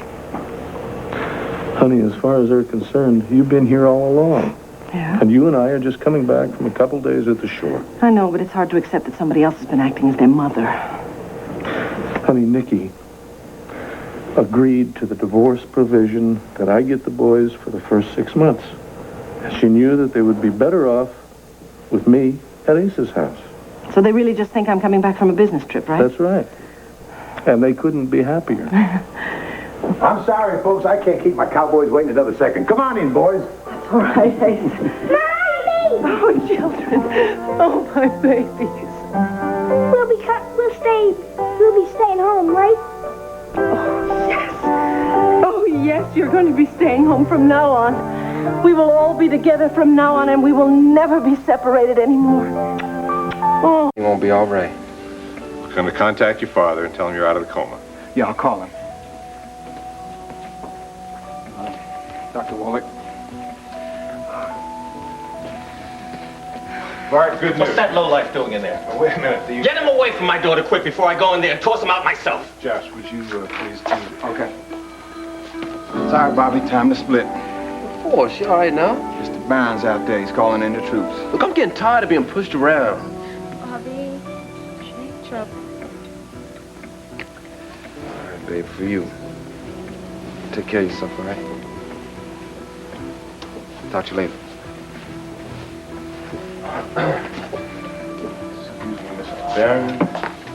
Not so fast, Lou. My daughter was almost killed last night. I want you to know I'm holding you personally responsible. Your question, Tracy. I wanted to come here, Dr. Polk. I had to. How did you get in here? I just walked in when no one else was here. I wanted to talk to you, Dr. Polk. It's very important. And why were you hiding? Well, I didn't mean to, but then all of a sudden you came walking in with Mrs. Buchanan. And then you deliberately kept hiding behind the filing cabinets over here during the entire interview. You heard everything. Okay, I didn't want to eavesdrop. I know all about Nikki Smith already.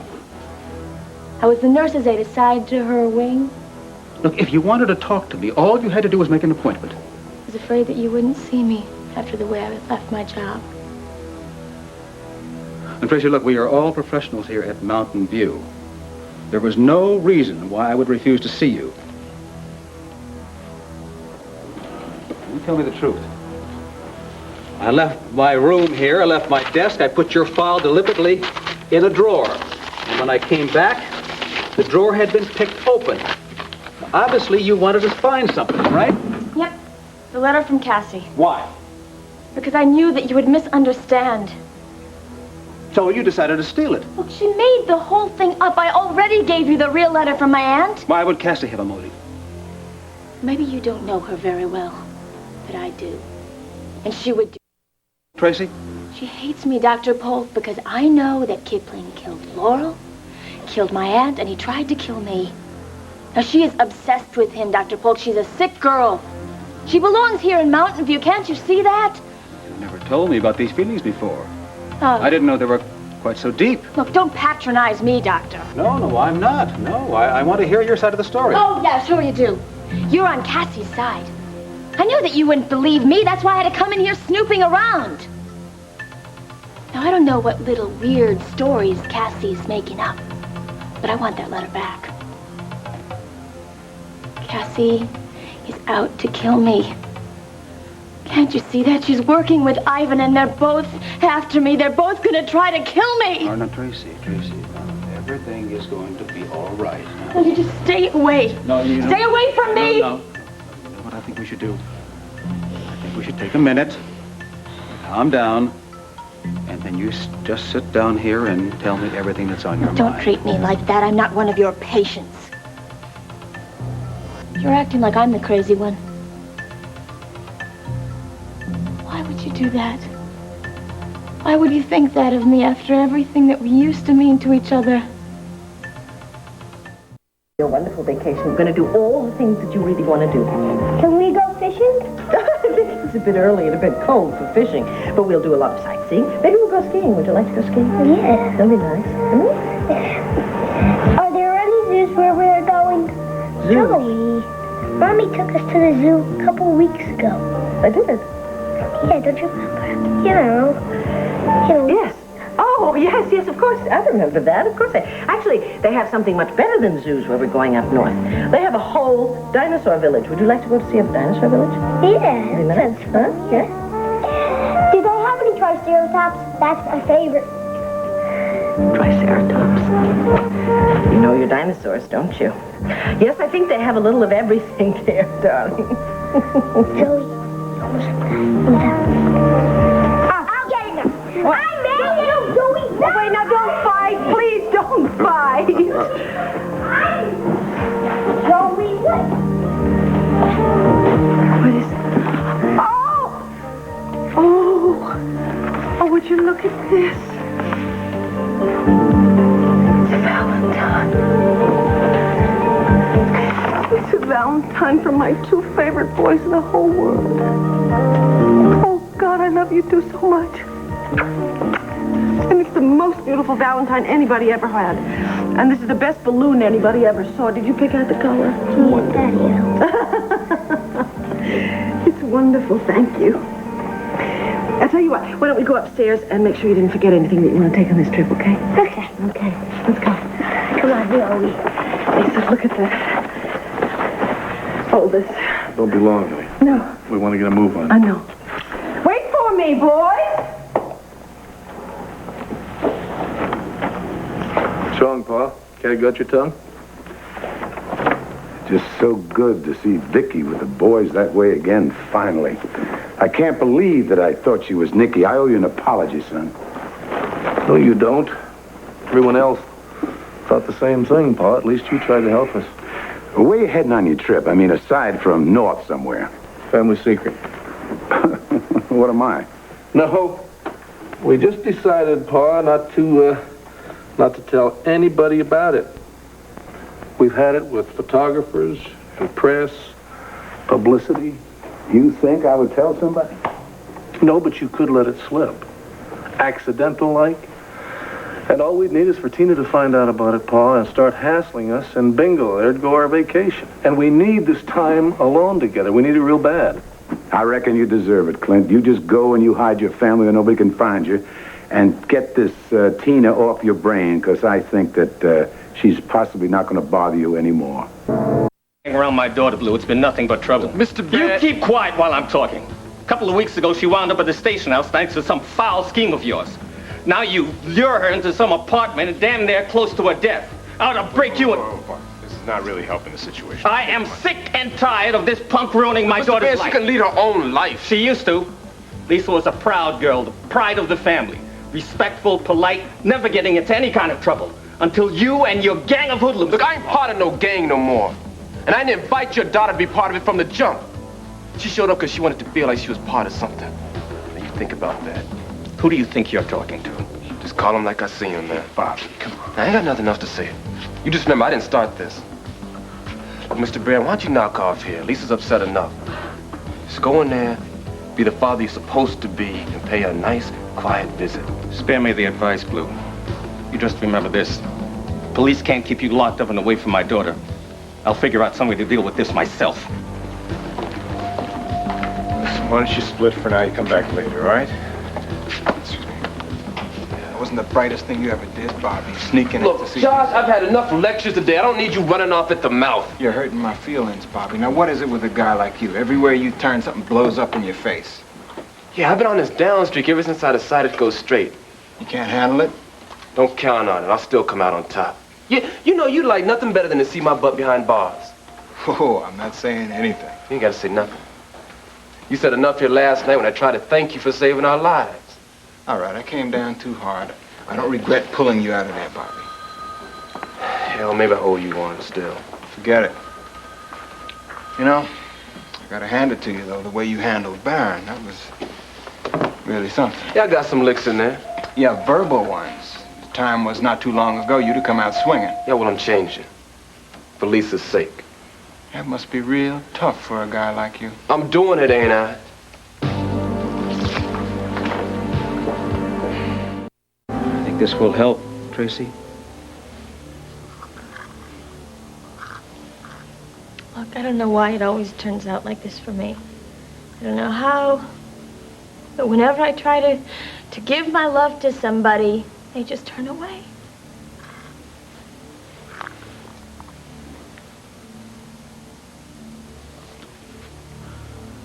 Now, I don't think that's the case now, do you? Yeah? I used to love my Aunt Ramona once. I thought she loved me. Boy, she meant so much to me after my parents died. And then one day, suddenly, she just stopped liking me. You did the same thing. Oh, I never stopped liking you. I was in love with you, Dr. Polk, and you rejected me. Now, look, Tracy, let's go back for a moment. The way things really were when you were working here. Now, look, I was very fond of you. Yes, you were a very special, very sensitive young lady, but, I mean, there certainly was nothing ever romantic between us. You thought that I was too young? And you thought that I wasn't good enough for you? Oh, no, I never thought that. No. Look, don't you see, it was simply a crush. Oh, crush, is that all you think? Look, I don't know why nobody ever takes me seriously. But I have got real feelings, Dr. Polk. Nobody seems to care about that, nobody. Many people care. I do. Yes, look, Tracy, look, you had a very tragic life for a young lady. And I wish I'd paid much closer attention to you when you were here, yes. You probably would be much better today. Oh, instead you just fired me, huh? Well, I'm sorry things went that way, yes. I wish that I insisted that you'd had some treatment here. You think that I'm mentally disturbed, don't you? No, I think you're desperately crying out for help. And I'd like to help you if you'll let me. No. No, you are trying to confuse me. Now give me my aunt's letter back and I'll leave. I'm afraid I can't do that. Oh, come on, it's mine.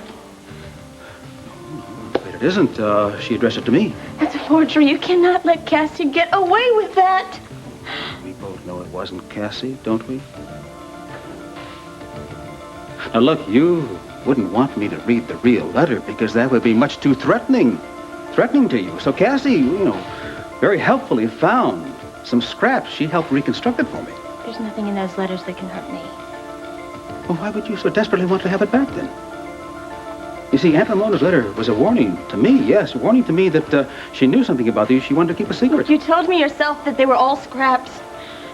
Yes, there was also one part that, where at the end of the phrase was seeing you. No. What about the first part? Was that I'll be? No, it wasn't. No. No. Yes, your aunt also said that you were consumed with something connected with that song "I'll Be Seeing You." She told me that. No, I wasn't. No. I heard that song many times when you were working here in the sanitarium. You played it 100 times. Just leave me alone, okay? You also heard Clint Buchanan say that the song "I'll Be Seeing You" was a very important clue in Laurel Wallach's murder. You know that? Leave me alone. No. Just leave me alone. No, Laurel, you've got to tell the truth. No, you've got to tell the truth. For your sake, for your own sake, and for everybody else's sake. Now, did you kill Laurel Wallach? No! You've got to unburden yourself. You've got to let it all out. Now, did you murder Laurel Wallach? Did you murder your Aunt Ramona? Now, tell me. No! Laurel, tell me. Anything else have to go? No, I'm just making sure that the children didn't forget. Oh, I can't forget my Valentine. And I'll tell you something, I can't forget the look on your face when they handed it to you. Always. Such a simple thing, and it represents so much. All the moments that we missed out on as a family, all the warmth and the love, the sheer happiness. You are not going to miss out on anything anymore, Vicki. No, and you're one of the people I have to thank for that. Me? It's a real sign of your love for Clint that you were willing to stick by him no matter what, even though you really believed that I was Nicky. Well, I tell you, I apologized to Clint for that a while ago. I reckon I should apologize to you, too. Absolutely not. No, Asa, no one blames you, least of all me. I know how completely Nicky fooled everyone, including Clint. Well, that man stood by you. I mean, he did not believe for 1 second you weren't coming back, and that's just what happened. Vicki, welcome back. Oh, Asa, thank you. You don't know how good it feels, how incredible it feels to know that I'm going to get my life back to normal again. How long you be gone? Well, we haven't decided that yet. We're going to play this vacation by ear, and we're going to enjoy every second of it. Well, you remember when you come back home. I'm saving that spot of yours in the banner. I'm keeping it warm, too. You? What do you mean? Oh, you haven't caught up with everything yet, have you, honey? Nikki tried to sell the banner. She did what? Well, I figured that... Well, she figured she couldn't fake being a newswoman, so she put it on the market the highest bidder. Somehow, in some way, it turned out to be little old me. Wait, so you did that for me? It's a damn fine paper. You put a lot of your own blood into it, and I had to hang on to it. For you, Vicki. Oh, Asa. Asa, how can I ever make it up to you, to everybody? Oh, we'll work that out when you all come back. Don't you worry about it. Well, we all set? Car's all packed. Boys are jumping around the back seat. Joey's even started the countdown. We can't disappoint him then. Yes, thank you for everything. Honey, it was worth it. Now you two better get going before those kids reach blast off. Come on. Oh, wait a minute.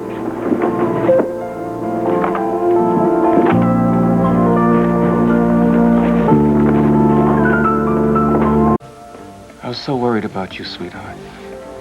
Knowing you, if you were going to come out of the coma, if there'd be any permanent damage. I'm just feeling a little tired, Dad. I'll be fine. Let's hope this is an end to all the troubles you've been having.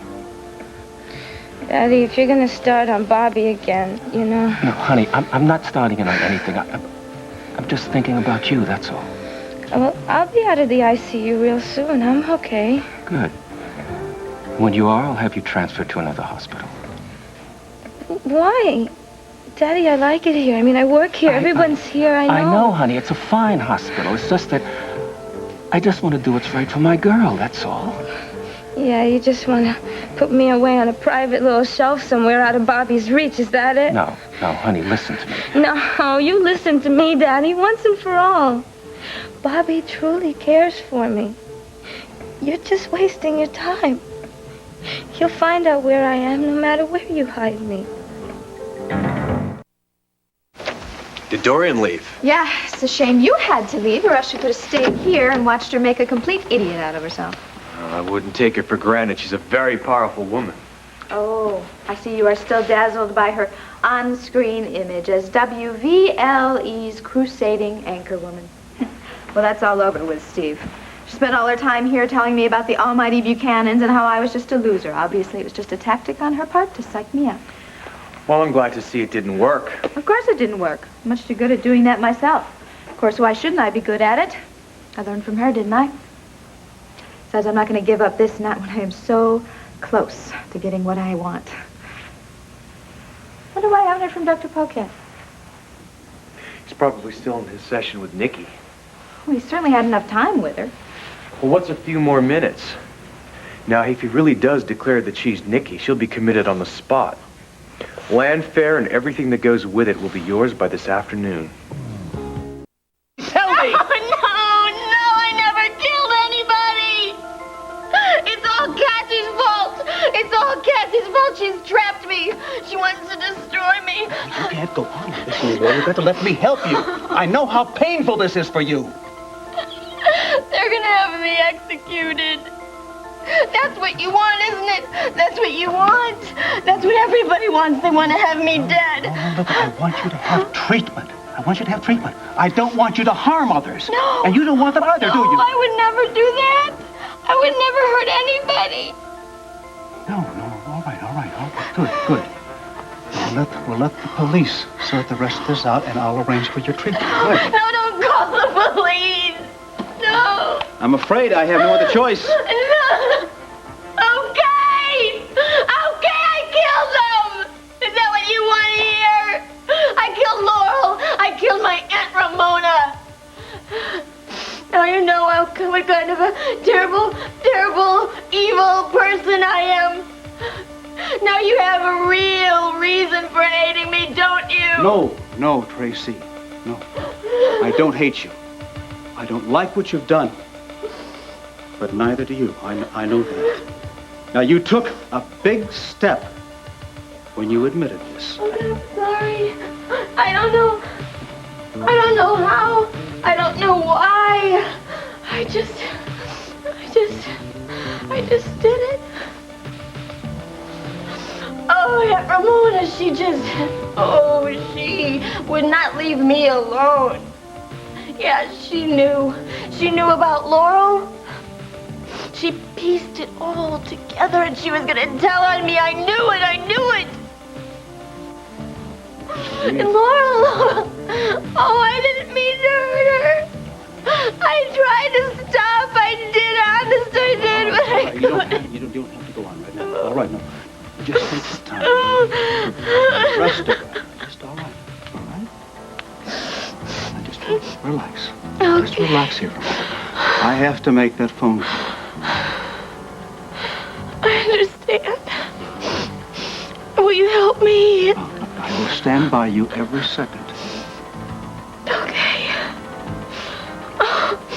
Oh, you don't really think I'm a terrible person, do you? Of course not.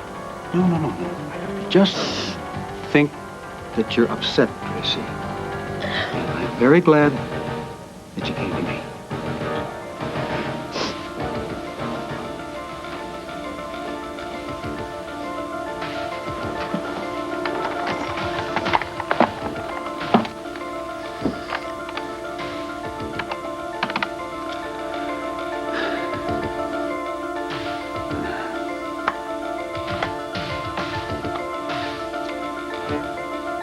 Yes, operator. 911 is busy. Would you please give me an alter number if you have one?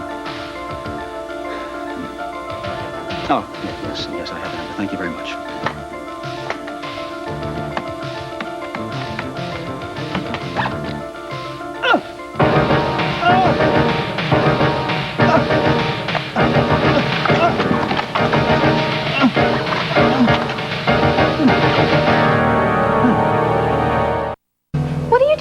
Stopping you from making a mistake. Well, I am not going to sit around here and wait all day. Yes, you are. That's how long it takes. Use your head. Polk could be in the middle of the most intensive part of the interview, about to declare that she's Nikki, when all of a sudden the phone rings. And who is it but little Tina wanting to know if she can collect yet? Maybe I'm just calling out of concern for my sister. Do you think Polk is an idiot? Leave the man alone, Tina. Let him have all the time he wants. Do you want to be accused of interfering? Maybe you're right. I guess I could ruin everything, huh? Believe it. Especially if you keep acting like a predator. Now, wait just a minute here. I resent that remark. What's wrong with a little honesty between attorney and client? I know where you stand. You don't know anything. Look, Steve. I have been stepped on and betrayed my entire life here. My share of the Lord estate should have gone to me the moment my mother died. But no, I was lied to. So my father's money was split up between dear Dorian and my dear sweet sister Victoria.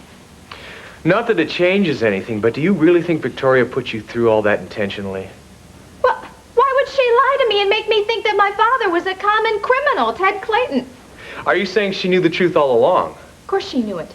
She just couldn't accept it. No, she couldn't accept the fact that her dear, sainted father, Victor Lord, could possibly have had an affair with my mother, to which I am the result. So she did everything she possibly could to destroy me, but she ended up destroying herself by becoming Nikki Smith. So here we stand, about to pound the last nail into her coffin. Well, you're convinced I'm just doing this for revenge, right? Doesn't seem to matter. Not when you're going after one of the largest fortunes in the state of Pennsylvania. Just strikes me odd how the end always winds up justifying the means. Well, you're wrong. Listen, you are very wrong if you think that I want my sister to suffer. I am heartbroken that my sister, Vicki, is going to have to go to the sanitarium. And I tell you, if there is ever anything that she needs, any kind of help she needs, I will be right there for her. Bravo! Wonderful! The performance of the year, Tina. I meant it. Yeah, sure, honey. Just do yourself a favor and save it for the press. It's me you're talking to, Steve Domino, a citizen of the world. What do you care what my reasons are for this anyways? Because I'm your lawyer, Tina. And I have to figure out bottom lines, and I think I figured out yours. Money, power, and respectability, and you'll do anything to get them. Let's just hope Polk doesn't find out what you're really after. Or you don't stand a prayer.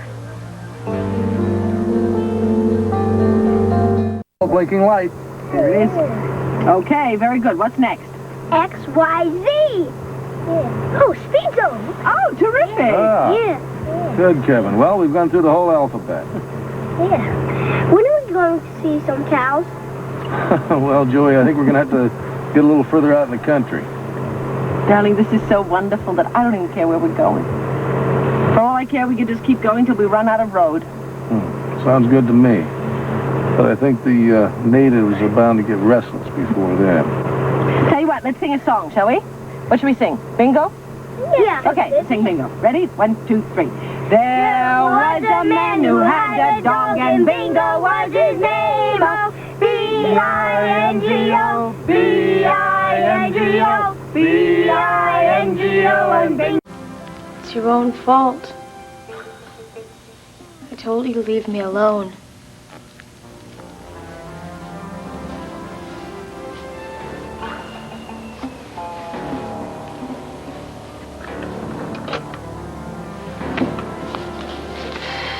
Well, you won't be needing these. Or the letter from my Aunt Ramona.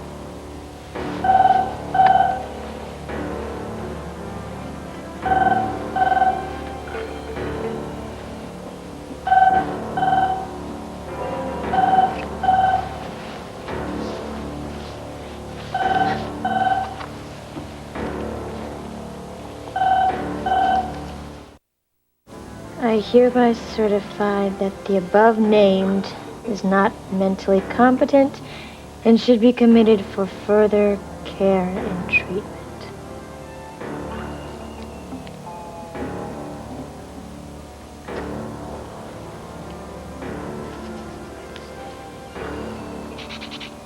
Marvelous. Polk, MD. So Nikki was committed.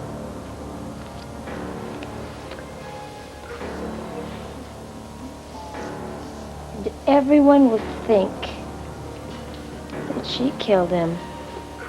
Or Clint. Yeah, Clint.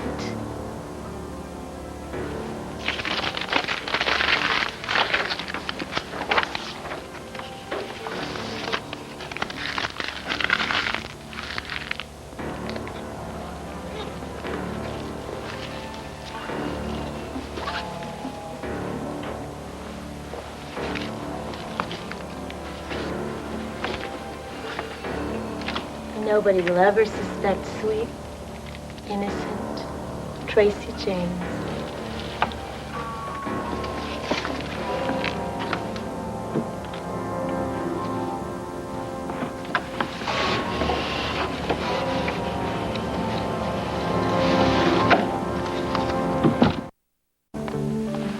There's no answer. That's strange. Not even his secretary? No. Maybe they left to get Nikki admitted, huh? Yeah, but I'm not going to wait around anymore. I'm going to find out about this myself. Wait a minute. You're going to Mountain View? Steve, don't try and stop me, okay? I've got to take care of this. Tina?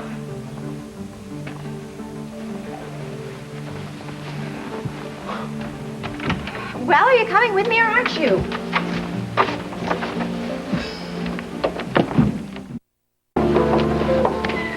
No one's here. Can't take that long to admit Nikki. Maybe we ought to stop down at the office. No, we're not running out of here until we're sure. Suppose he's in there with her. You can't just burst in. I don't hear any voices. Dr. Polk?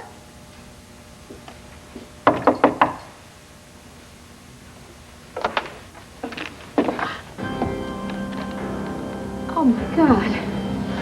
Dr. Polk! Tina, don't touch him. No, maybe he's still alive. No way. Oh, my God. Who would do something like this? Don't touch him. Don't touch anything. Miss Lord and I will wait right here, but you'll hurry, won't you?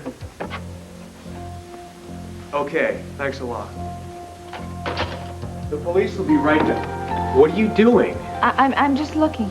Now, I warned you not to touch anything. No, I haven't, really, but there's something very interesting here. I think you ought to take a look at it. Commitment papers for Vicki Buchanan. Yeah, and he was just signing them when somebody must have stabbed him in the back. Nikki. Oh, no, do you think it was Clint? No. The way I see it, Polk had his mind made up about Nikki. Now, he asked Clint to come on in and told him he was going to commit her. Now, Clint went into a blind fury and probably even struggled with Polk. But Polk's mind was made up. He sat down to sign the commitment papers. And at that moment, Nikki, in a complete panic, picked up the letter opener and... Oh, she told me a million times that she would do anything to get out of the sanitarium, but I don't think she would ever do this. No, and use Clint as an accomplice? He was forced to help her escape. Now they're both on the run. Boy, it sure isn't the way I wanted it. Somehow I've got it all now, don't I? You really didn't know who my father was? What? D. Bartholomew Barron, head of Barron Pharmaceuticals? I never even dreamed it for a second. Oh, you're putting me on. No. Could I even guess something like that? You never told me anything about your family. My gosh. I mean, the crowd you run with? How could I even think? Oh, yeah, I'm the rebellious one, right? Look, when I was a kid, right, I really towed the line, but it didn't do any good with my dad or my mom. She was always involved in social affairs, and Dad was so absorbed in his profession. I mean, where does that leave me? Poof, invisible. Yeah, what better way to get their attention back than to hang out with Bobby Blue? Oh, hey, I just did it for the kicks. You know, I never did anything that was risky or dangerous. Or criminal? Oh, I wouldn't have done anything wrong, you know that. I mean, that whole incident with my friend stealing Clover Wild's necklace, I told you I had nothing to do with it. That's why I was so mad when your father forced me into doing this work-study program at the hospital. Is that why you resented me so much? I just wanted some freedom. And here I was under somebody's thumb again. Yours. Yeah, well, you sure did enough to get back at me. Do I still make you that mad? Though I would have liked to really seen your expression when you found out who my dad was. Oh, I was shocked. Not that that means anything to me one way or the other, Lisa. Ah, you, le yuppie doctor. I mean, status and money don't turn you on, huh? You know what turns me on, Lisa? You do. I mean it. Now that I know how little status and position mean to you, I'm even more impressed. And Barron Pharmaceuticals doesn't mean anything? I started liking you before I knew that, didn't I? To me, you were just some gorgeous little street punk. And you know something, you still are, and I'm gonna go on treating you like that. You're really okay, you know that? I know that I'm okay. That's problem is convincing you. Now, can we finally be friends? Well, I mean, you saved my life, didn't you? I want more than just your gratitude. Well, okay. You have my loving friendship. It's a pleasure to be your loving friend. You get some rest. I'm gonna come check on you in a little while. Barron Pharmaceuticals. Dr. Holt? Ah, Tracy, there you are. It took so long with these reports. I know you wanted them a couple hours ago. But the copy machine broke down, so I've been driving around the neighborhood trying to find another copy place. Oh, you didn't have to go to all that trouble. I couldn't find one anyway, so I wound up waiting for ours to get fixed. But here they are. Oh, thank you, Tracy. You really put yourself into your job. Oh, it's nothing. Look, I like being busy around the hospital. Good. Larry? Yeah, Judge. They just brought in Dr. Marcus Polk, DOA. What was it, his heart? I'm afraid not. He was murdered. Murdered? Stabbed to death with a letter opener. Oh, my God. Tina Lord and a lawyer found him sometime this morning. Are we there yet? Didn't you ask that question about 5 minutes ago? I said it'd be another hour. It's only been 5 minutes. I tell you what, I have an idea. Why don't you both take a nap, and then by the time you wake up, we'll be there. Is that a good idea? Can I sleep in your lap, Mom? Oh, no, darling, that's not safe. I want you to both stay in the back seat and have your naps back there. All right? We'll check into a motel and grab a bite to eat, and we'll take a look at that dinosaur exhibit, all right? Great. We haven't been on a trip in a long time. I know that, sweetheart. I'm sorry about that. I really am. But we're going to have a wonderful time this time. We're not on any kind of a schedule, and the only reason for this whole trip is just to have a good time and enjoy ourselves. Now, both of you, buckle up. Come on, you're supposed to be buckled up. Close your eyes and have a nap back there. Off you go. Okay. And now for the 2 o'clock news. At the top of the headlines, police are investigating the brutal killing of... Last thing I want to hear is something like that. The journalists in this car are on vacation. I think that's what they call blissful ignorance, isn't it, darling? Maybe so, but that's why I didn't tell Ace or anyone else where we're going. I don't want anyone spoiling this wonderful time that we are going to have.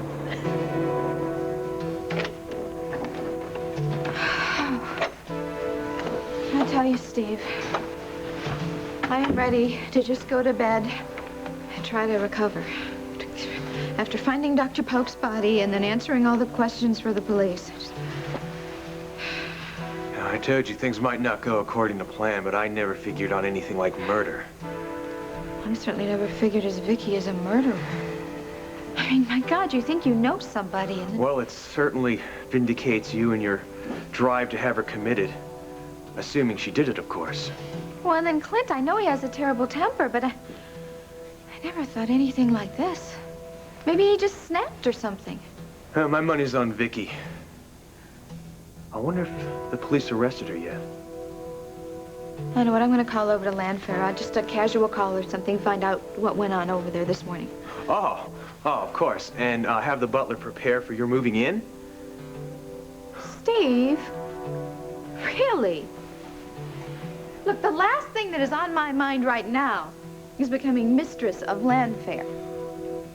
Janet, I know this is a horrible shock for you, but if you could get yourself together, we really need to ask you some questions. Yes, I know. I'm sorry.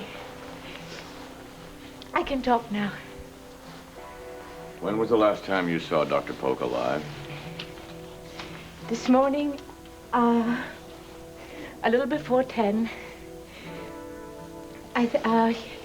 Dr. Polk said that he was going to be spending most of the morning with Mrs. Buchanan, and that I could take the rest of the morning off. He was a very considerate man. I've been a secretary for years. So you left immediately before Vicki Buchanan came in? No, I was in the ladies' room. And then I was going to leave, and I remembered I had forgotten my gloves, so I came back to the outer office, and Mrs. Buchanan was in here with Dr. Polk. Oh, my God. I didn't realize what he meant. What? Who meant? Mr. Buchanan, when I came in, he was on the phone to someone. I don't know who, and he said something about if Dr. Polk came to the wrong conclusion, that he would have to take matters into his own hands. Pullman, get over to Landfair. Tell Vicki and Clint Buchanan to stay put until I get there. I've met Mr. Buchanan before. He seemed like a very nice man. I knew he was angry, but I... Now, let's not get carried away. It could have just been an angry statement. We're not really sure who did this yet. Another question. This is a document committing Victoria Buchanan to this institution. Is this Dr. Polk's signature? Yes. Yes, it is. Does that mean that one of them killed him?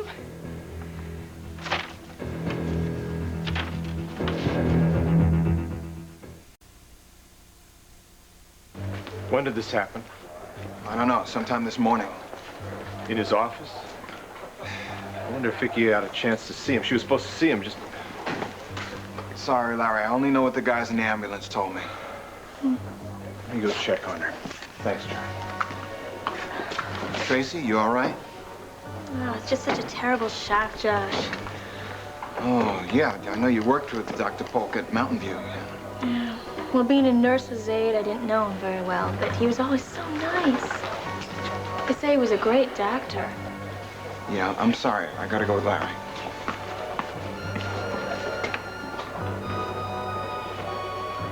Yeah, yes, operator. 911 is busy. Would you please give me an alter number if you have one? Oh, yes, I have the number. Thank you very much.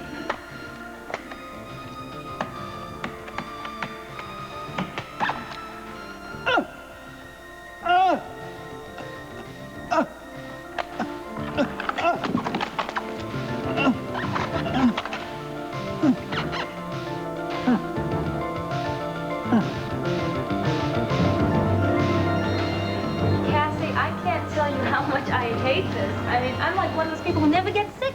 I've never been admitted to a hospital. Things could have been a lot worse. I know. Gotta be thankful. I'm grateful. No.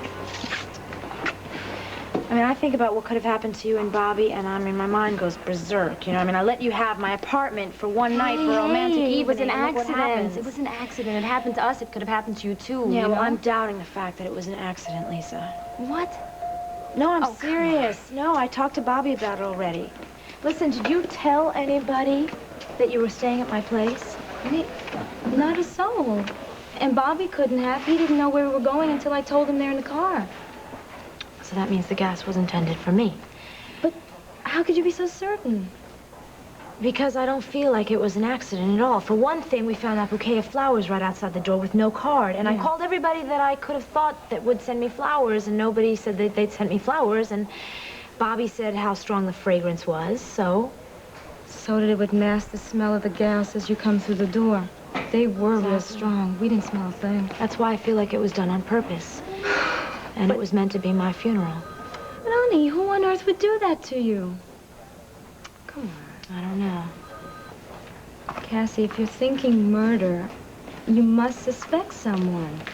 Well, somebody did cross my mind, but I find it very hard to believe. Yeah, but who? I don't want to say, Lisa. I don't know. Okay, look. The best thing for you to do, stay at my place at the Vernon Inn, okay? This way, nobody could get back at you at your apartment. All right, I think I will take you up on your offer. Good. All right, I'm gonna get going now. Don't tell anybody about my suspicions, all right? Even Bobby. No, Mum's the word. It's between us. Okay, thanks. There you are, Lisa. Hi. Hi, Cassie. Hi, Josh. I looked for you in your room. Got a little worried when I didn't find you. Just on a little outing. Yeah. Did you two hear about the head of Mountain View Sanitarium? Dr. They found Polk, him. what Yeah, happened? they found him stabbed to death this morning. So off they went. The happy family, finally. Oh, Asa, that's wonderful. Hard to believe. Both my boys at peace with the women they love. The Buchanans are actually getting it all together. The younger ones, anyway. You realize we did to Pamela, you know, there was no reason for it. She doesn't have to testify against Vicki. It's all settled. I can't say that I am desolated that she's stranded on some remote island thousands and thousands of miles away from you. Well, I feel some guilt and also doubting Clint that Vicki was Vicki. Yes, but I'm just as guilty as you are.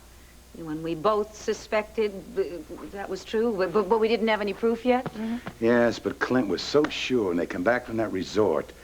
And I should have realized, I mean, he wouldn't have been so happy unless he was certain. I just had a wonderful idea.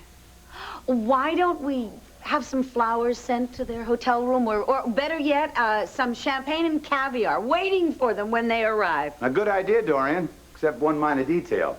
I have no idea in hell where they're headed. You mean they didn't tell you?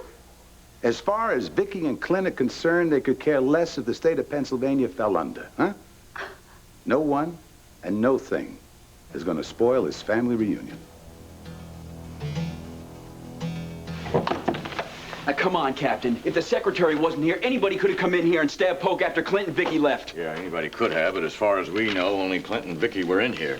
And furthermore, Dr. Polk would not have let Vicki out of this institution once he had ascertained she was Nikki Smith. Well, maybe he gave her a grace period. You know, time to get her things together, say goodbye to Joey, Kevin. Rafe, I am trying to be as objective about this thing as you are. I know. What? You weren't there at Land Fair. You didn't see Clint. I saw him totally out of control, threatening Dr. Polk with every gesture, every word out of his mouth. You sound convinced he did it, not Nikki. I'm not convinced anybody did it. We've got a dead doctor. I've got a signed document of commitment. We've got a missing patient and husband, not to mention a secretary who heard Clint threatening to take matters into his own hands.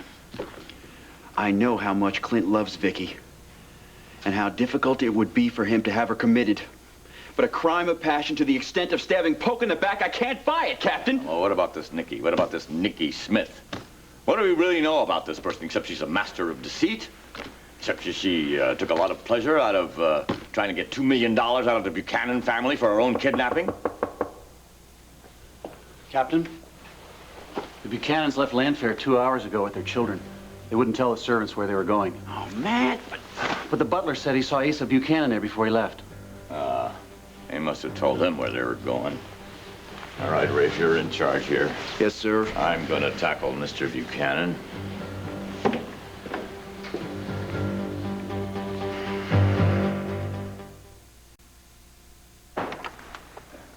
Hello, Pete.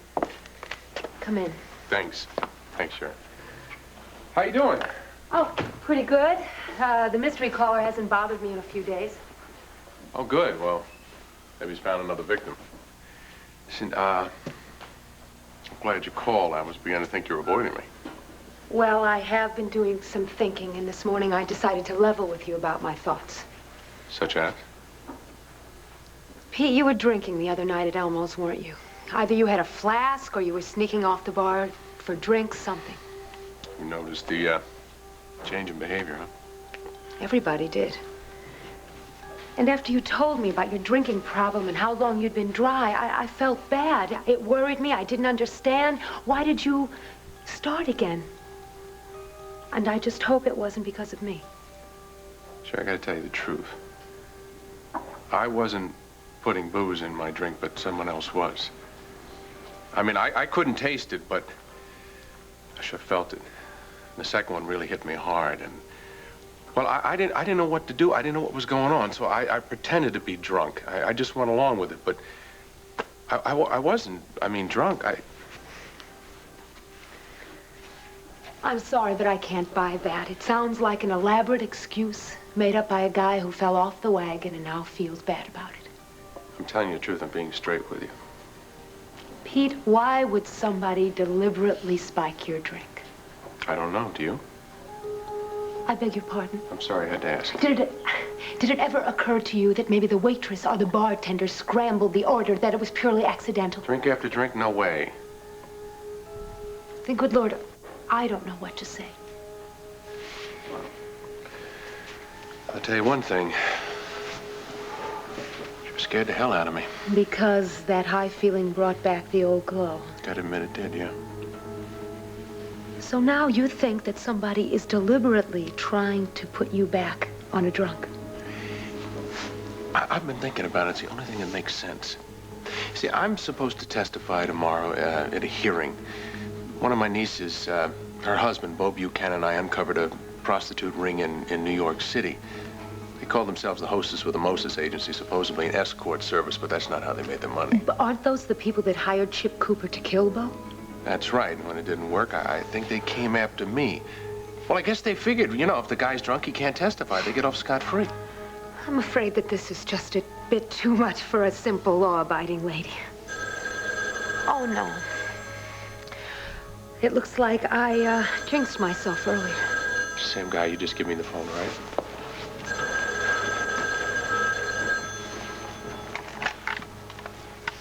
Hello? Is Pete O'Neill there? Why, yes. Hold on just a moment. I don't want to talk to him. Just give him a message, sweetheart.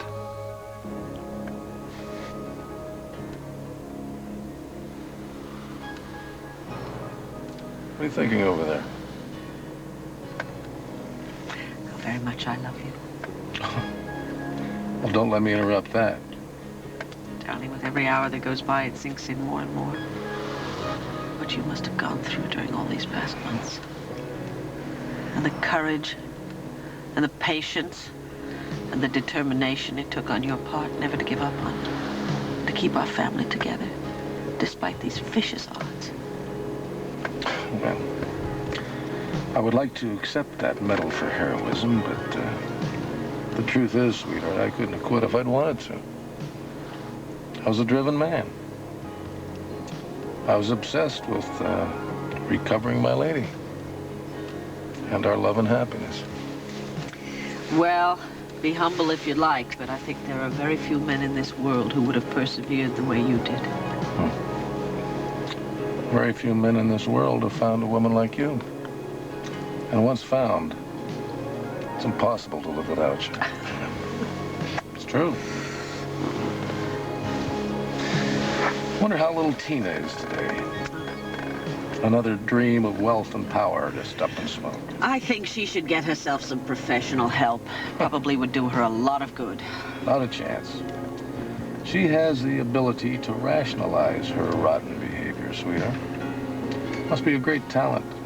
Great defense mechanism.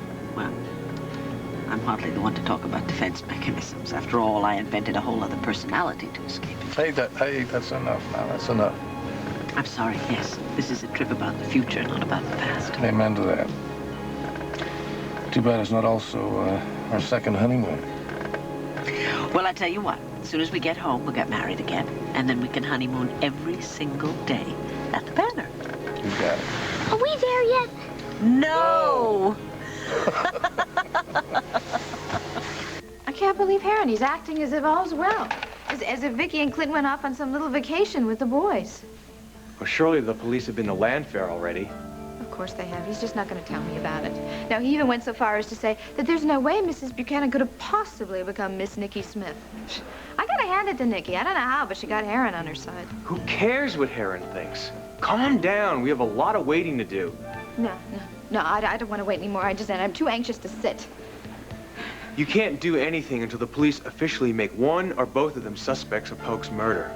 Look, Polk already signed the commitment papers. I can move into Landfair anytime I want. And the first thing I'm going to do when I get there is to put Heron in his place. Tina, for the sake of your reputation, at least wait until it's public knowledge that Polk has declared that she is Nikki Smith. Steve, would you just earn your fee and get on the phone and call your friend at the police department to find out what on earth is going on here? Look, one way or the other, I'm going to move into Landfair by the time the sun sets. This is rather shocking news, Ed. I mean, who the hell would stab old Dr. Polk in the back? And I hope that this doesn't cause Vicki to have some sort of setback. That's right. All we need now is a relapse. Where are Clint and Vicki, by the way? They're not at Landfair. Oh, that's why you came over here. I'm sorry, Captain. They've gone away for a trip. Where? No, wait just 1 minute. This kind of news can certainly wait until they get back. I'm sorry, Dorian. Did I need to talk to them now? You think they may be the last ones who saw Dr. Polk? It looks that way. You got a bigger problem than Captain. Clint refused to tell me where they were going. And, well, you should. I mean, they wanted to shut out the rest of the world. You leveling with me, Mr. Buchanan? Why would I lie? If you are lying, I think I have to warn you. You could be charged with obstructing a murder investigation. Oh, Captain, I swear. Besides, I'm sure they couldn't tell you anything. I was there when they drove away. I mean, they were the most carefree, happiest couple you ever saw in your life. Really? Well, that's kind of hard to believe, considering they're my only suspects. What? That's ridiculous. Now, you hold on here. I mean, that is the most ludicrous statement that I have ever heard. I mean, Ed, for goodness sakes, who has a motive? I mean, Dr. Polk had just confirmed that Vicki was indeed Vicki. Did they tell you that?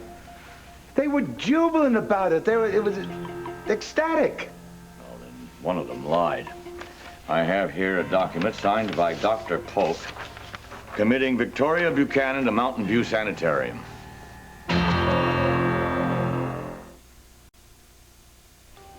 This is a damn mistake. Does it look like a mistake? Wait a minute, are you sure that this is Dr. Polk's signature? From his secretary of 10 years, yes.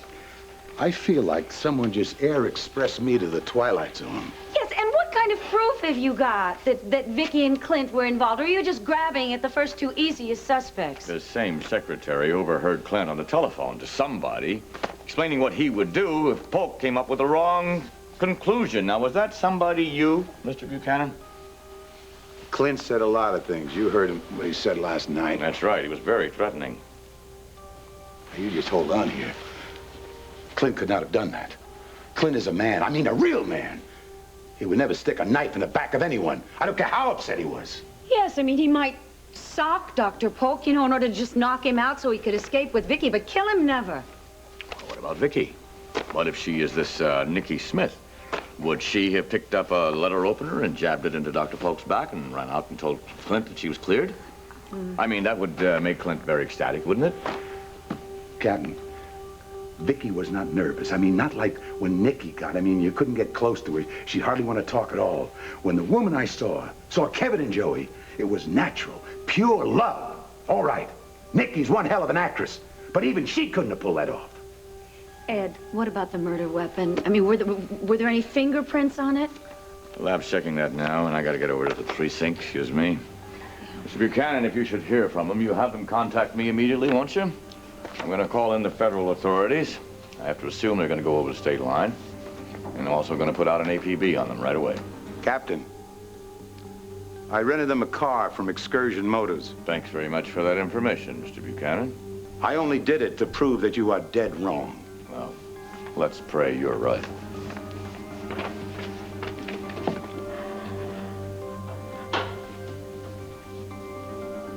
It's a good thing that Clint didn't take that gun you offered him. Yeah. Well, I'm not so sure of that, Dorian. Sherry, who was it? I have no idea. Was it the same voice? No. This time he asked for you, told me to pass on a message. He said to tell you that they were following you and that you better not testify in New York. It's gotta be Hanover or Andre. They got it on bail. No, Pete. He issued a specific threat. He said that if you did testify, one of your nieces, either Connie or Joy, would meet the same fate that Gloria did. What did you say?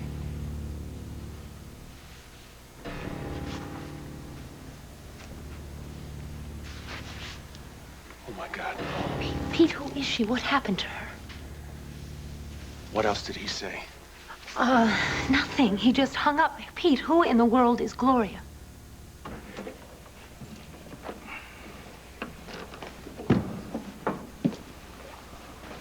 Oh, this is a very nice room. Yeah, that video game arcade out there in the main building seemed out of place for an out-of-the-way motel like this, though, didn't it? Yes, but it's a godsend for the children. Not to mention that very sweet lady who runs this place. What's her name, Mrs. Hodges? Hodges? Yeah. Thank goodness she likes children. Well, they're in good hands. And the boys have each got $5 in quarters. Uh-huh. Which should give us about half an hour to do some necking. How's that sound, Mrs. Muldoon? Sounds good to me, Mr. Muldoon. You know, I was real proud of you. Keeping a straight face when I checked us in as Muldoon, Frank, and Audrey.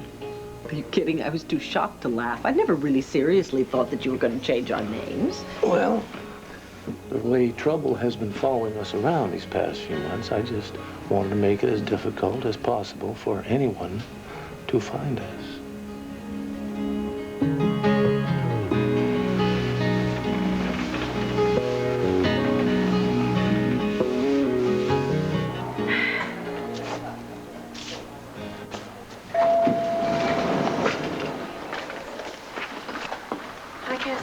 Tracy, did you hear about Dr. Polk?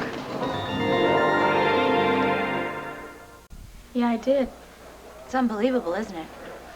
Yeah, these past few months, every time I turn around, someone else is getting killed. Not even over my Aunt Ramona and now Dr. Do you know if they have any suspects yet?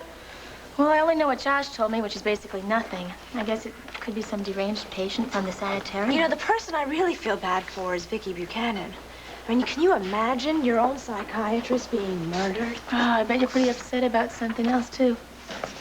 Dr. Polk was never able to clear up that little disagreement.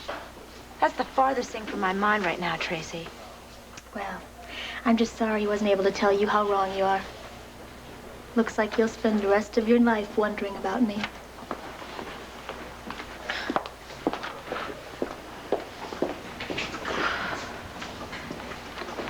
Tracy?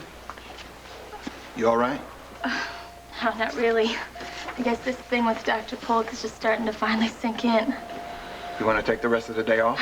Look, maybe I should get out of here for an hour or so, walk around, get some fresh air, okay? Go on.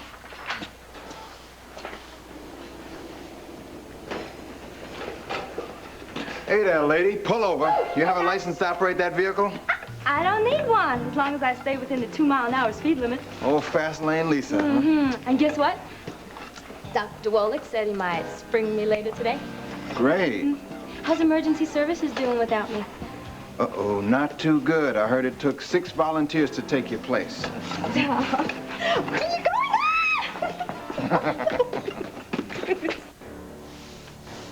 I don't want to talk about Gloria. Just Tell me, was she a girlfriend? Was she a relative? We were... I can't. No, I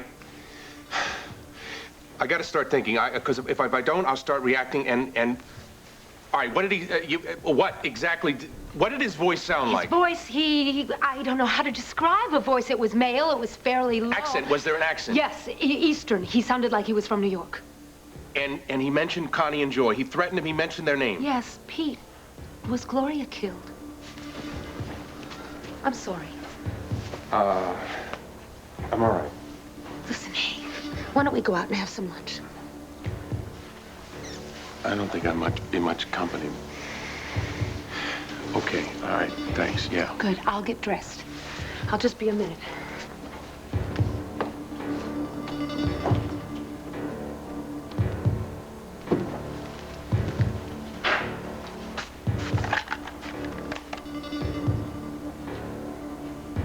I don't understand, Ace. I was with Vicki this morning.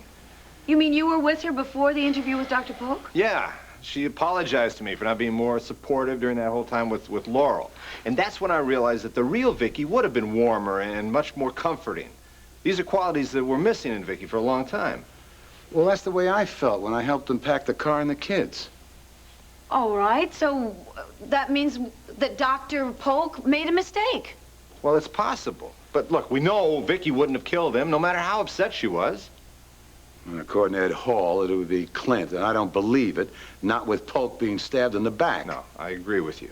But... I mean, they might have fought and Polk fallen down and hit his head or something like that, but Clint would not have stabbed him in the back. Which brings us back to Dr. Polk's conclusion. That it was not Vicki, but Nicole Smith, because Nikki might have done something like that. The woman I saw was not Nikki Smith. No, that's not the woman I talked to either. I'm sorry, gentlemen, but one of these theories has got to be wrong. Well, what if they're all wrong? What if it was someone else who did this? Someone we don't even know? I guess we're being swayed by Ed's certainty. You know, it's too damn bad they didn't tell us where they were going. Yeah, but what are you doing? I'm gonna call Ed, find out what's going on.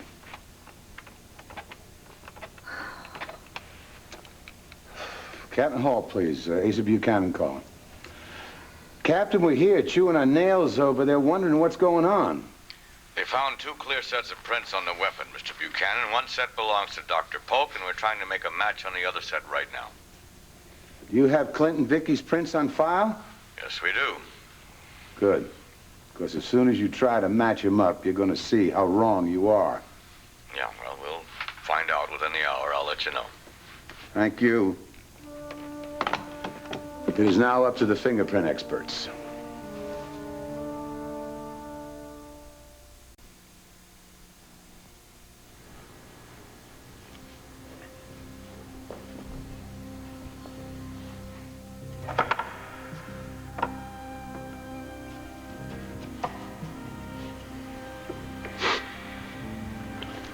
Pete?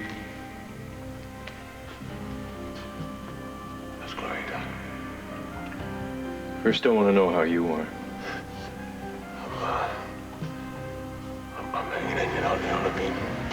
You're awfully drunk. Not the best condition to hear this news. Just a little high. I'm not drunk. Not a drunk.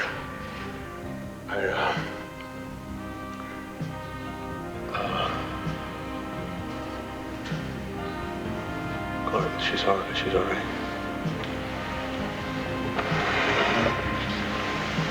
Pete, I'm afraid she died on the operating table.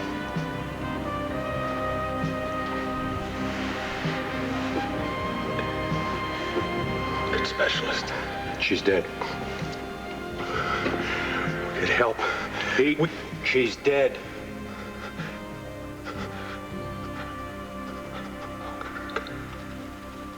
God help me.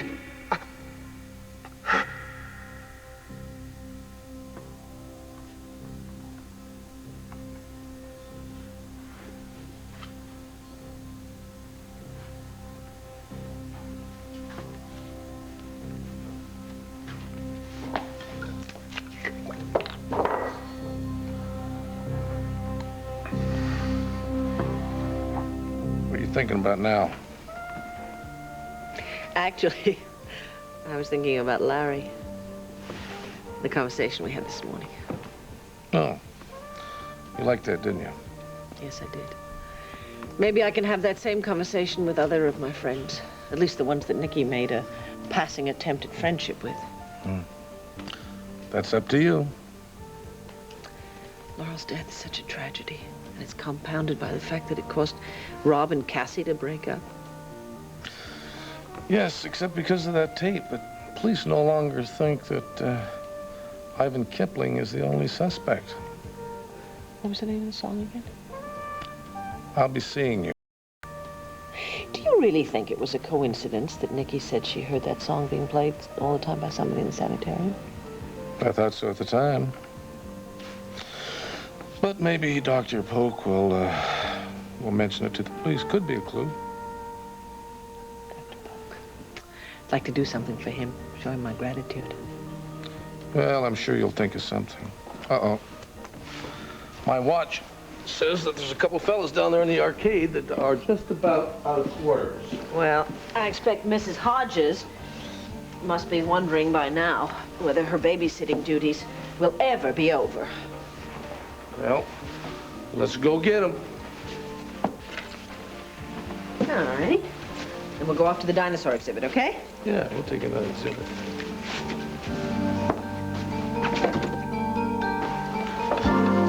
Lisa! Hi there. It is so good to see you out of bed. Ain't no danger. It's been a trip. Look, we were really worried about you. You know, I didn't even know what happened, but everyone told me Josh saved my life and Bobby's. Well, you're really lucky he was there in that apartment at the time. Fortunately, Cassie wasn't there. Hey, look, he would have come home anyway, smelt the gas and helped her the same way he helped us. Yeah, well, has she thought about moving out or anything? Moving? No, Josh said that the landlady is getting a gas company to come in and check all the lines in the building. So then she does think it was an accident. I mean, haven't you heard hospital gossip, you know, Hey, suggest look, that she's thinking it might have been deliberate. Hospital gossip is wrong. Cassie was in a little while ago talking to me, and she didn't say anything about it. She thinks it's a faulty line. Nothing else. Well, that's good. Because she has been really overreacting to everything lately. I've been really concerned about her mental health.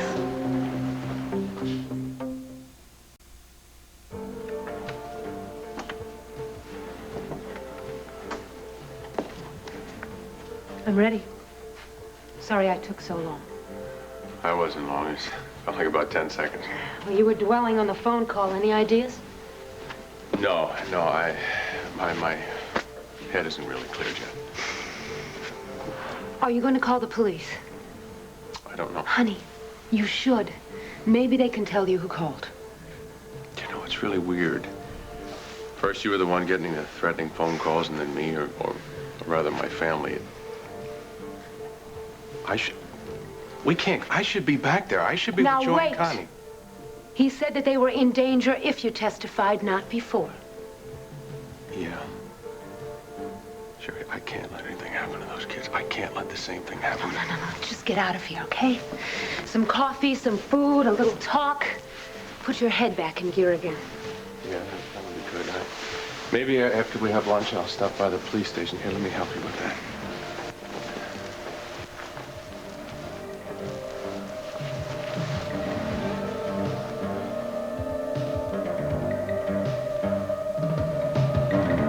Here you go, Larry. Thank you. I'll get it. Must be Ed. Or Clint and Vicki. Buchanan residence. No, she's not here. No, I don't know when she'll be back. Please don't call this number again. Thank you. An esteemed member of the press corps wants a statement from Vicki about Dr. Polk's murder. I've got to get an unlisted number for this place. This really is ridiculous. I'm telling you, Clint and Vicki are bound to turn on the radio, the television, something, and then they'll call here. Doesn't matter. Ed's not going to find their fingerprints on the letter opener. If they didn't bother to tell us where they are, they're certainly not going to listen to the news. So what's wrong with that, huh? That way they won't know there were suspects in this mess. Unless our worst fears happen. And one of them did kill Dr. Polk. You know what just occurred to me? Tina killed Dr. Polk and forged the commitment papers. There is a part of me that would just love to believe that, but I don't. No, I'm sorry. I can't go along with that either. Everyone? Well, you come to apologize, Ed? No, I came to tell you they've matched the fingerprints on the murder weapon. They're Clint's, without a doubt. Oh, no, that is preposterous. You are not going to pin a murder rap on my son. I also came here to give you one more chance, Mr. Buchanan. If you know where they are, tell me that now. I don't know, and I told you that, and that is the truth. Well, that's too bad. Hate to think of some trigger-happy deputy or some small-town sheriff spotting them. Clint, Vicki, and the boys would be a lot safer if we could just pick them up quietly. Captain, I can't help you. I can't help them. That's all there is to it. Well, the APBs have been released. Let's hope they come to their senses.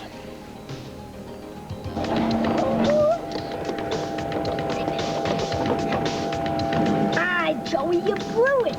My turn. Oh, I thought it was my turn. Pow, pow, pow. Hi, Mom. Hi, Dad. Hi, sweetheart. Mommy, Daddy. Hi, darling. You look like you're having a good time, huh? Are you? You know, I have never seen action this hot in this town before. When I grew up here, fun was watching strawberries ripen in the sun. A lot less expensive than these video games. Are we gonna go see that dinosaur exhibit soon? Sure are, if Mrs. Hodges doesn't mind. Oh, of course not. But I have to go to the office and do some more work, so I'll be up for more games later if you boys are not too tired. Do you know how to get to the exhibit, Mr. Muldoon? No, I don't. Well, you turn right at the stop sign, and you go about half a mile. Oh, will you be staying a few days in our town, I hope? No, we're heading north tomorrow morning. Oh, I see. Well, enjoy the exhibit, Mr. Muldoon, Mrs. Muldoon. Thank you. I'll see you boys later. Thank you. I'll bring the car around. Okay, darling. We'll get their coats. What, honey? Why don't you call you Mr. and Mrs. Muldoon? Okay, now this is one of Daddy's clever ideas, you see. He doesn't want anybody or anything to interrupt this trip of ours. So he thought it might be fun if we all had pretend names that nobody could find us. That's why he named me Audrey and himself Frank. Okay. Then I'll have a name. Oh, yeah? What? Have a Buck. Buck? Yeah, Buck. Okay, Buck. Call me. Yeah, like Buddy, Grandpa's ranch hand. Yeah, Bud. Bud. Okay, Bud and Buck. Let's go join Frank in the car. Actually, let's go get the coats in the room. We'll go with Frank. Let's go, Hey, man, sorry to interrupt our 30 minutes non-stop Top 40 Song Fest, but the boss just handed me a hot flash that just came over the wire services. Check this out. A prominent Pennsylvania psychiatrist was murdered. Are you ready? With a letter opener. Now, are you more ready? Apparently, now the cops are looking for a whole family in connection with this crime. And guess what family? You're not ready for this. The Clint Buchanans. You remember, maybe she's Vicki, maybe she's Nikki. Well, Nikki or Vicki is loose with her 2 sons and husband. And the police want to talk to them all full bad.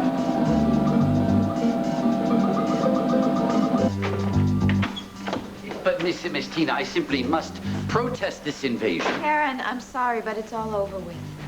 Look, the police know that Clint killed Dr. Polk, and they also know that Vicki is Nikki.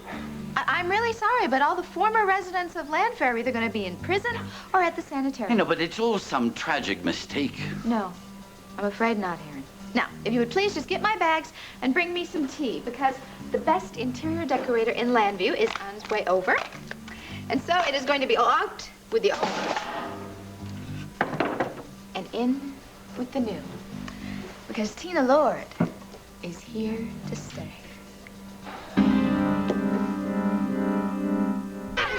Possibly it was in that rage that Clint Buchanan allegedly picked up. Dorian! Don't you yell at me, Asa. I'm no longer the general manager of WVLE. Yes, but you own it again. You can't stop that malicious material from going out over the airwaves about my boy. Well, what he said was not legally slander. I don't care about legalities.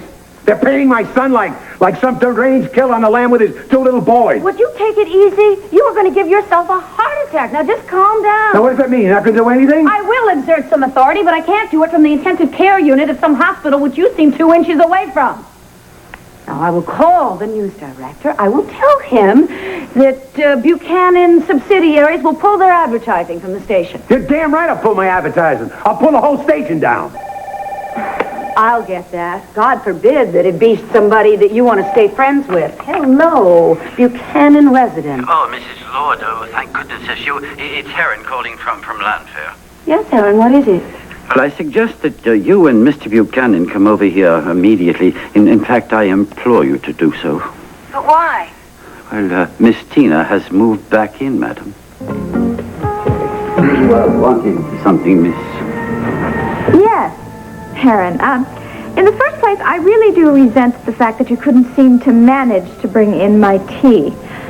Secondly, could you please go up to the bedrooms and take all of Vicki and Clint's things out and package them up nice and store them down in the basement? That'll be all. Do you have a question with that? No, miss. I have a statement. I can't take their clothes out because I have no intention of remaining in this household long enough to do so. It was media hype. Some lunatic is going to shoot down Vicki and Clint on sight just to make a name for himself. And I've got one problem now. I've got 50 calls and one voice. Asa, how would you like to have your ex-executive assistant back? Oh, you bet. Right now, full salary. How about a raise? Just kidding. We both know that I don't need your money. But I am willing to help you as long as you want me. I could be forever, Dorian. Oh, Asa, what would Pamela say? Dorian, please. My stomach's in knot as it is. Maybe the first thing you should do, we go over to Landfair and deal with that situation. Good, because I've never heard Heron so upset. You got to do me a favor. Keep an eye on me. I don't want to get carried away with this Tina. There's liable to be 2 Buchanans up for a murder charge. Now, you wait a minute. Promise me that you won't lay a hand on her. Otherwise, she'll end up suing you and smearing your name across the headlines. You let me handle Tina. That's just fine. I'll be your backup. You do the talking. Let's go. Good. I am your employer now. Tina, forget it. Just fire him. That won't be necessary, sir. I'm resigning as of right now. What? No, wait just a minute. I don't understand. Did I ask you to do something unreasonable? I consider your presence in this household unreasonable, Miss Lord. A tragedy is developing, and all of us are involved, and you are flitting about the house with interior decorators. I'm afraid I cannot stomach that. Even at double your salary?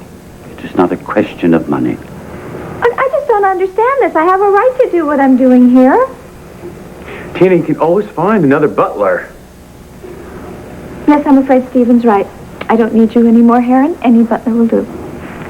And then I'll be collecting my things, miss.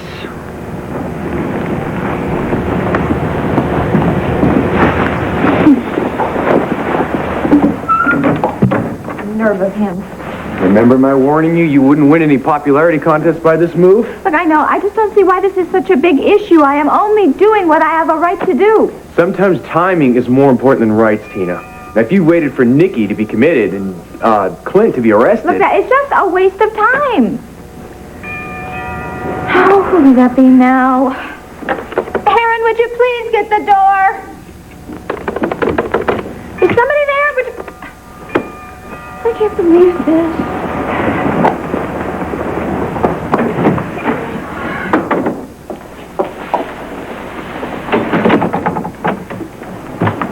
Why, hello, Tina. I didn't know you'd moved into Landfair as the maid. Wait a minute. I didn't invite you in. Who the hell invited you in here? Oh, my word travels fast, doesn't it? Bad news always travels with the speed of sound, dear. Didn't you know that? I hope you haven't started unpacking, because you ain't staying here. Oh, excuse me. As you well know, my father said that I am to take over Lord Enterprises should Vicki become incapable. And she has legal documents to prove it. What is this, a bodyguard? Stephen Domino, attorney at law. I'm representing Tina. Oh, Dorian, Tina hired an ambulance chaser.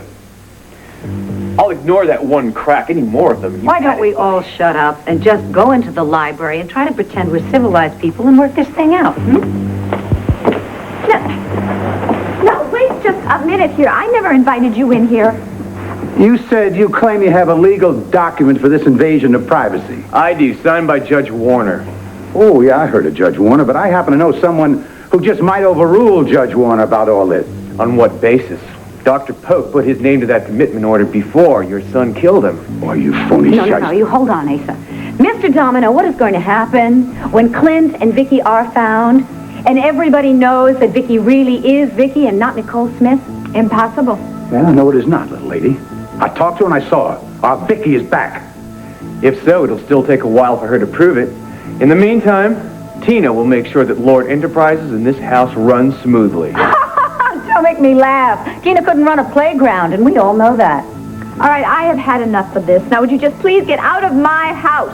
Your house? You blood-sucking little tramp. Now, that's a crack I'm not going to ignore. Hey, Steve, I'll tell you something right now. Let's go for it. Come on. Hey, I don't want to hit a senior citizen. Oh, senior citizen, you... Hold it, Asa, he's just trying to bait you. And it's damn well working. I will not have a fist fight in my library. Your library? You know, maybe a fist fight is not a bad idea. It might relieve some of the tension around here. Oh, are you threatening me? If either one of you touches either one of us, there's going to be a lawsuit on your doorstep before you reach home. Well, what is your last name again, boy? Domino. Stephen Domino. Good, because you are one hell of a gambler. First you gamble as dingling here, then you take a bigger gamble, alienated Asa Buchanan right here. Okay, I've had enough of this. Why don't I just call the police and have these people thrown out? Because you don't want to have any more adverse publicity. And this family name that you supposedly love, don't you think you've dragged it through the mud enough? That will all be forgotten once Tina Lord has made her mark in this town. Mark? What more? What, in the form of graffiti? I wouldn't be calling other people names, considering your son has been labeled a murderer.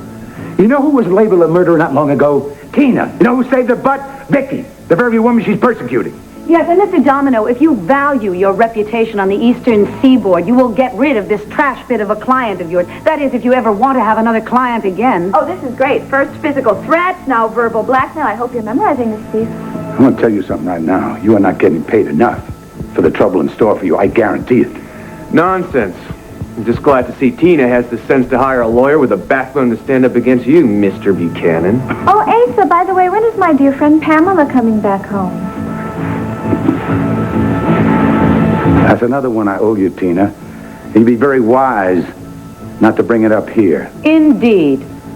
Look, why don't the two of you just leave here peacefully and come back when you are invited? Or do I have to call the police and have you arrested for trespassing? And I'll have you arrested for just existing. Come on, Dorian, give it up. It is over. I won. I can do whatever I want, and I have a legal and moral right to do it. Dorian, I gotta get the hell out of here, or I'm gonna strangle her, Broad. I mean it. Don't bother. It's not worth the trouble. Let us just go. Oh, by the way, when you come back from my housewarming party, you can see all the redecorating I'm going to do here at Landfair. Redecorating? Yes. Every single room. And I'm going to start right here in the library with these disgusting mausoleum drapes. Mountain View Sanitarium has another room available because I think Miss Lord is going to be moving in next. I'd much prefer a scrounging on the streets. Maybe a few of my lawyers have a talk with them. Might be arranged. I am very tired of this. Come on, Asa, before she pulls another one of her tantrums and brings the house down on her heads. Watch it, Buster. What are you talking about? You were in a pathway to the door. That's the way out. Be happy to take you on any time, cowboy, in an alley or in a... Goodbye. Goodbye. Would you just get out of my house?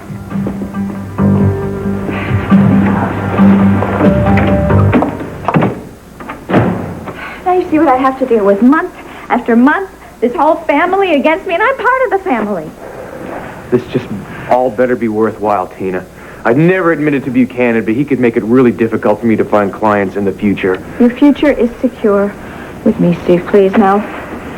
I gotta take care of this mess. Peg, would you come in here, please?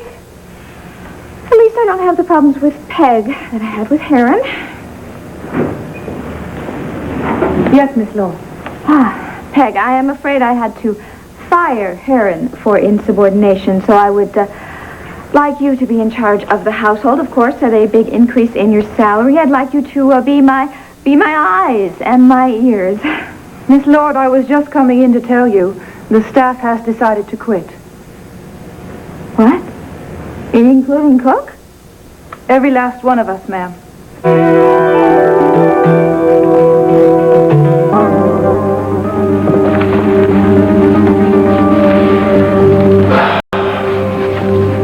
Murder mystery deepens. I cannot believe that Vicki or Clint could ever be involved in a killing.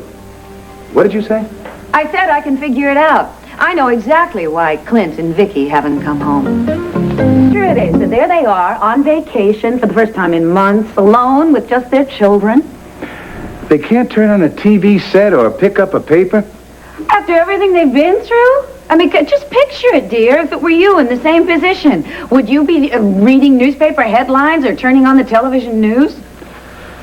I don't know, maybe. They probably pulled the plug on the radio, too. Do you think they want to hear anything more about Nikki Smith or Tina Lord's latest accusation? What you're saying, they're not running away from anything as much as they're looking for peace and quiet. Exactly. Why do they care what's happening in Landview? As usual, Doreen, you cleared the smoke with one blast of pure old common sense. Uh-huh. And is that what you like in a woman, Asa? Common sense? Asa, I've got it. Oh, Henry, come in. You know Miss Dorian Lord? Yes, of course. Indeed. Mr. Proxmire, what has taken you away from your bank at this hour? Oh, Henry's been doing some work in the den for me, trying to figure out a way to keep Tina's hands off Vicki's fortune. And I think I found it, Asa. The trick is to freeze Vicki's asset before Tina can seize them. Oh, please, Mr. Proxmire, do not say the words frozen assets and Tina in the same sentence to me. It brings back too many painful memories. This is nothing like your situation, Mrs. Lord. We won't be so much as freezing Vicki's money as transferring it. Transferring it where? To the Banner. I found an emergency clause in the newspaper's contract.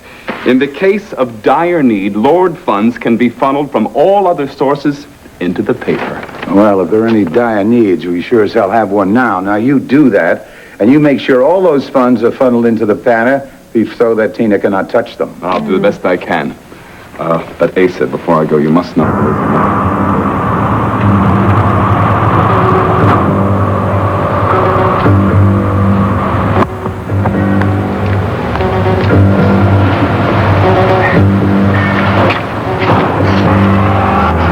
They're just checking out.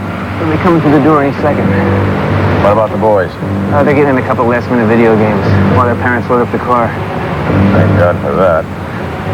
No indication they know what's going on. No. Good.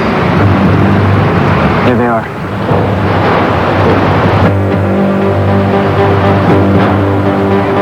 Let's go. Rafe, level with me. I'm your uncle. Yeah, thanks. Anything? Oh, Rafe said a number of people think they've spotted Vicki, Clinton, the boys. Nothing conclusive. I think that Rafe is stonewalling me. Yeah, but they're going to check all the leads through, aren't they? I just hate like hell sitting around here doing nothing. Well, there's just got to be something I can do to help. What?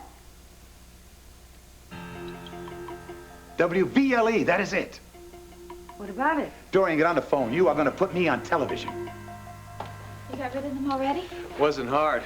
Those two hoods were so grateful we didn't call the cops. They trampled each other going out the door. Well, yeah, but did they get away with anything? Everything's right there. Well, Steve, what's to keep them from coming back? I told them security was going to be stepped up around here, and if they ever dared to sneak back in, we wouldn't be so nice. They won't be back, I guarantee it. So now, not only are you my lawyer, but you're my hero, too. You saved yourself by trapping them down in that secret room. Yeah, well, I am going to call and get some servants here quick because it is too scary being here all alone. Tina, you going to level with me now? I have been leveling with you. Have you? You told me Mitch sent those two goons to rob you because you wouldn't cave into their his blackmail attempt. Well, I'm not going to give him $100,000. Then why not call the police? Have them come down and pick up those two dudes and tell them that Lawrence sent them. Now, I can only believe that you really do have a secret Mitch knows about. A secret you don't want anyone else to know about.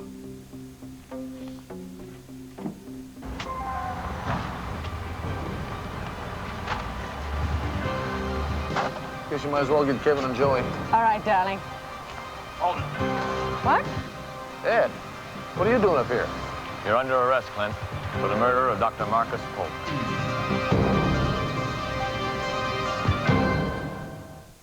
With me, I'm your uncle. Yeah, thanks. Anything? Oh, Rafe said a number of people think they've spotted Vicki, Clinton, the boys. Nothing conclusive. I think that Rafe is stonewalling me. Yeah, but they're going to check all the leads through, aren't they? I just hate like hell sitting around here doing nothing.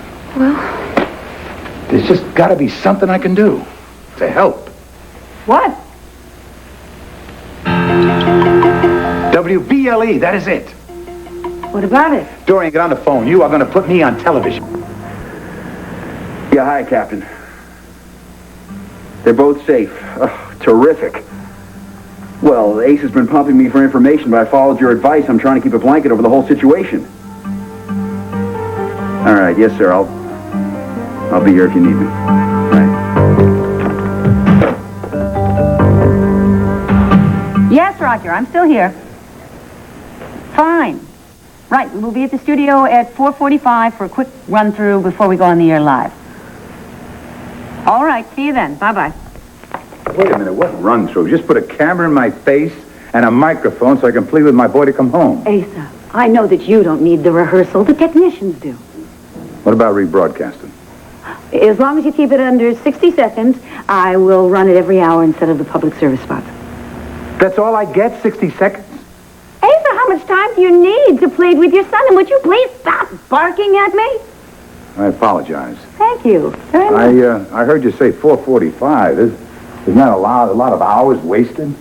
We can't get the facilities until then. Besides which, if they haven't been found yet, it's doubtful the authorities are going to find them by 5 o'clock. Maybe and maybe not. Asa, come on. Do you want me to help you compose your speech? There's nothing to compose. I'm just going to talk from my gut and pray to God that Clint and Vicki turn on a television set and find out their whole bloody life is in a mess again. Oh, I just had an awful thought. I almost hate to say it. But if Vicki, indeed should be Nicole Smith at this time, when she hears the announcement, she just might run, especially if she's the one who killed Dr. Polk. She is not going to run unless Clint runs with her. And besides, you think she's going to admit that to him, No, probably not. Here, Mr. Buchanan. You'll be looking into that camera right over there. I know a camera when I see one, boy. Well, I guess you do. Give a voice test, please. Just speak as you will on the air, Mr. Buchanan. 1, 2, 3, 3, That's 2, fine. 1. Ladies and gentlemen, we interrupt our normally scheduled broadcast in order to make a public service announcement concerning the disappearance of Clint Buchanan and his family. Here now is Mr. Asa Buchanan. Clint, son, I don't know if you've heard the police are combing the eastern seaboard for you. Dr. Polk has been murdered and they're accusing you. Please contact me or Ed Hall so we can clear up this murder rap business.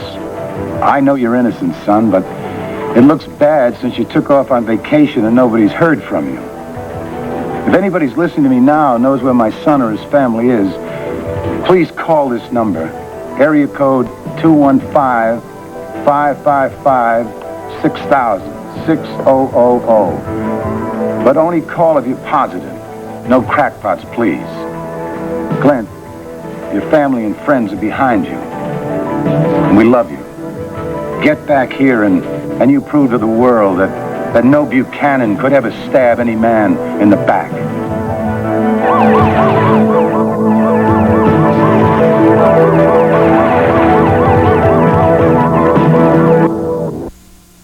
Call if you're positive. No crackpots, please. Clint, your family and friends are behind you. Two professional journalists like Vicki and Clint would buy a newspaper or turn on the TV. I mean, they have a need to know what's going on in the world. Yeah, but Larry, the need not to know is more important to them. I tell you, I got a chill seeing myself in the tube. What if Kevin and Joey turned it on looking for a cartoon? There I appear talking about their father being accused of murder. Let me ask you something. Is this appeal, are you making that throughout the Northeast? Yeah, but I figure I hear from Clint today or from someone who's seen them. Yeah. Well, I certainly hope that happens. Asa. Rafe, Clint and Vicki called in. No, but we found them. I'm afraid I've got bad news. No, thank God, but Clint put up a struggle. They had to pull a gun on him and wrestle him down. It was a pretty bad scene. Kevin and Joey see this? No, they were still in the hotel room while Vicki and Clint were packing up the car, and Captain Holt notified Kim immediately. She's on her way up to Vermont right now. What about Clint, Vicki? Well, Clint and Nicky are being held. The extradition papers are in the works. I expect they'll be headed back to Landview within an hour or two. Do they know what's going on? Well, according to Ed, they were in total shock, or seemed to be anyway. What do you mean, seem to be? Clint did not kill Polk. Vicki is not Nicole Smith. You want to stay a member of this family? Turn in your damn badge. Asa. Oh, he believes all this damn nonsense. Well, come on, Asa. You think Ed and I like this? We'd do anything to uncover evidence that would clear them, but we haven't been able to find a damn thing yet. Did the police department buy your heart and your guts, too? Come on, it's... No, shut up. I want to ask him one question. Here. Do you think Clint could stab Polk in the back? I got a lot of problems with that. But I do believe Nicky Smith is still around, and Polk saw that. No, look, Rafe, when I saw Vicki that morning, I would swear that was her. I'd swear it to any court in the country. Well, you may have to. Anyway, Asa, I wanted you to hear it from me before it hit the news. Yeah, thanks. I gotta get back to the precinct. No, hold it right there a minute. Hey, what about the bail? How much money is Clint going to need? That's gonna be a tough fight. He's considered a fugitive from justice, so he was on a vacation with his family. So the judge will be reluctant to hand him over on his own recognizance. You got a lawyer lined up for him? Yes, Pete O'Neill. You better call him, Asa. You let us know when they come back. I sure will. What are you thinking? I'm thinking about that little tramp, Tina. That's the one that's guilty. Guilty of all the heartbreaks and tragedy that Clint and Vicki have come close to all these months. Is there justice in this world when a liar like Tina can ruin the lives of decent people? I don't know. I still believe the good will win out in the end. Oh, man, I am so glad you came over here to see if I heard anything. I think I'd have been ripping this room apart about what we have to do is stop being angry and start thinking about what we can do to help. I'm going to call Pete. That conversation you had with Vicki, any concrete evidence that it was Vicki? Pete, Asa Buchanan. Yes, Asa. The cops nabbed Clint and Vicki. Are they all right? We'll soon know soon enough. They're being extradited to Landview. They'll be back in a few hours. Okay, good. That'll give me time to clear up a matter I need to attend to, and I'll be able to give him my full attention. Pete, Rafe said bail's going to be a tough act. Yeah, well, I'm sure it will be, but we'll do our best. Asa, when I saw Vicki, it was a very emotional time, and first of all, she apologized for not being around when I needed her, when Laurel died, and for not being around for all her friends. She felt guilty, she felt embarrassed, but mainly there was a warmth about her, a warmth that had been missing in Vicki for many months. Why didn't Polk feel that or see it? Well, I don't know. It doesn't make sense. And a psychiatrist who's known her for years? Nothing about this makes any sense, Larry. Hey, boss! Larry? Oh, Woody, good work. Couldn't fake an engine trouble, right? Couldn't fake it, huh? Hey, Pamela knew everything. The whole plot. Oh, my God, why is Clint being charged with murder? Who got killed? Polk. Vicki's shrink. It's a hell of a mess, Woody. Clint and Vicki left Polk's office feeling they were free. According to them, Polk was convinced that Vicki was in her right mind, so they packed up the kids, threw some luggage in a rented station wagon, and they drove off. Yeah, but what was Clint's motive? And that's part two. Tina and a shyster lawyer drove over to see Polk. They found him dead with a letter opener sticking out of his back. I don't understand how... Well, Clint's fingerprints were all over it. How they got there, I don't know, but they were there. And the real killer was smart enough to wear gloves, and of course, Polk's secretary overheard Clint talking to me about how he's going to take care of Polk if he didn't come to the right decision. And add all that up with him taking off and not telling anybody where he's going. Yeah, but that's still not a motive. Part three. They found commitment papers on Polk's desk for Victoria Buchanan, signed by the doctor. Asa, you said Dr. Polk was convinced that she was Vicki. Yeah. I'm telling you what Clint and Vicki told me before they drove off. So someone else signed him? Or Dr. Polk was forced to do it before he was murdered? Something like that. I mean, we don't have any details. We don't know who killed him. All I know is Clint was arrested in Vermont. Why didn't he voluntarily come back when he heard the news?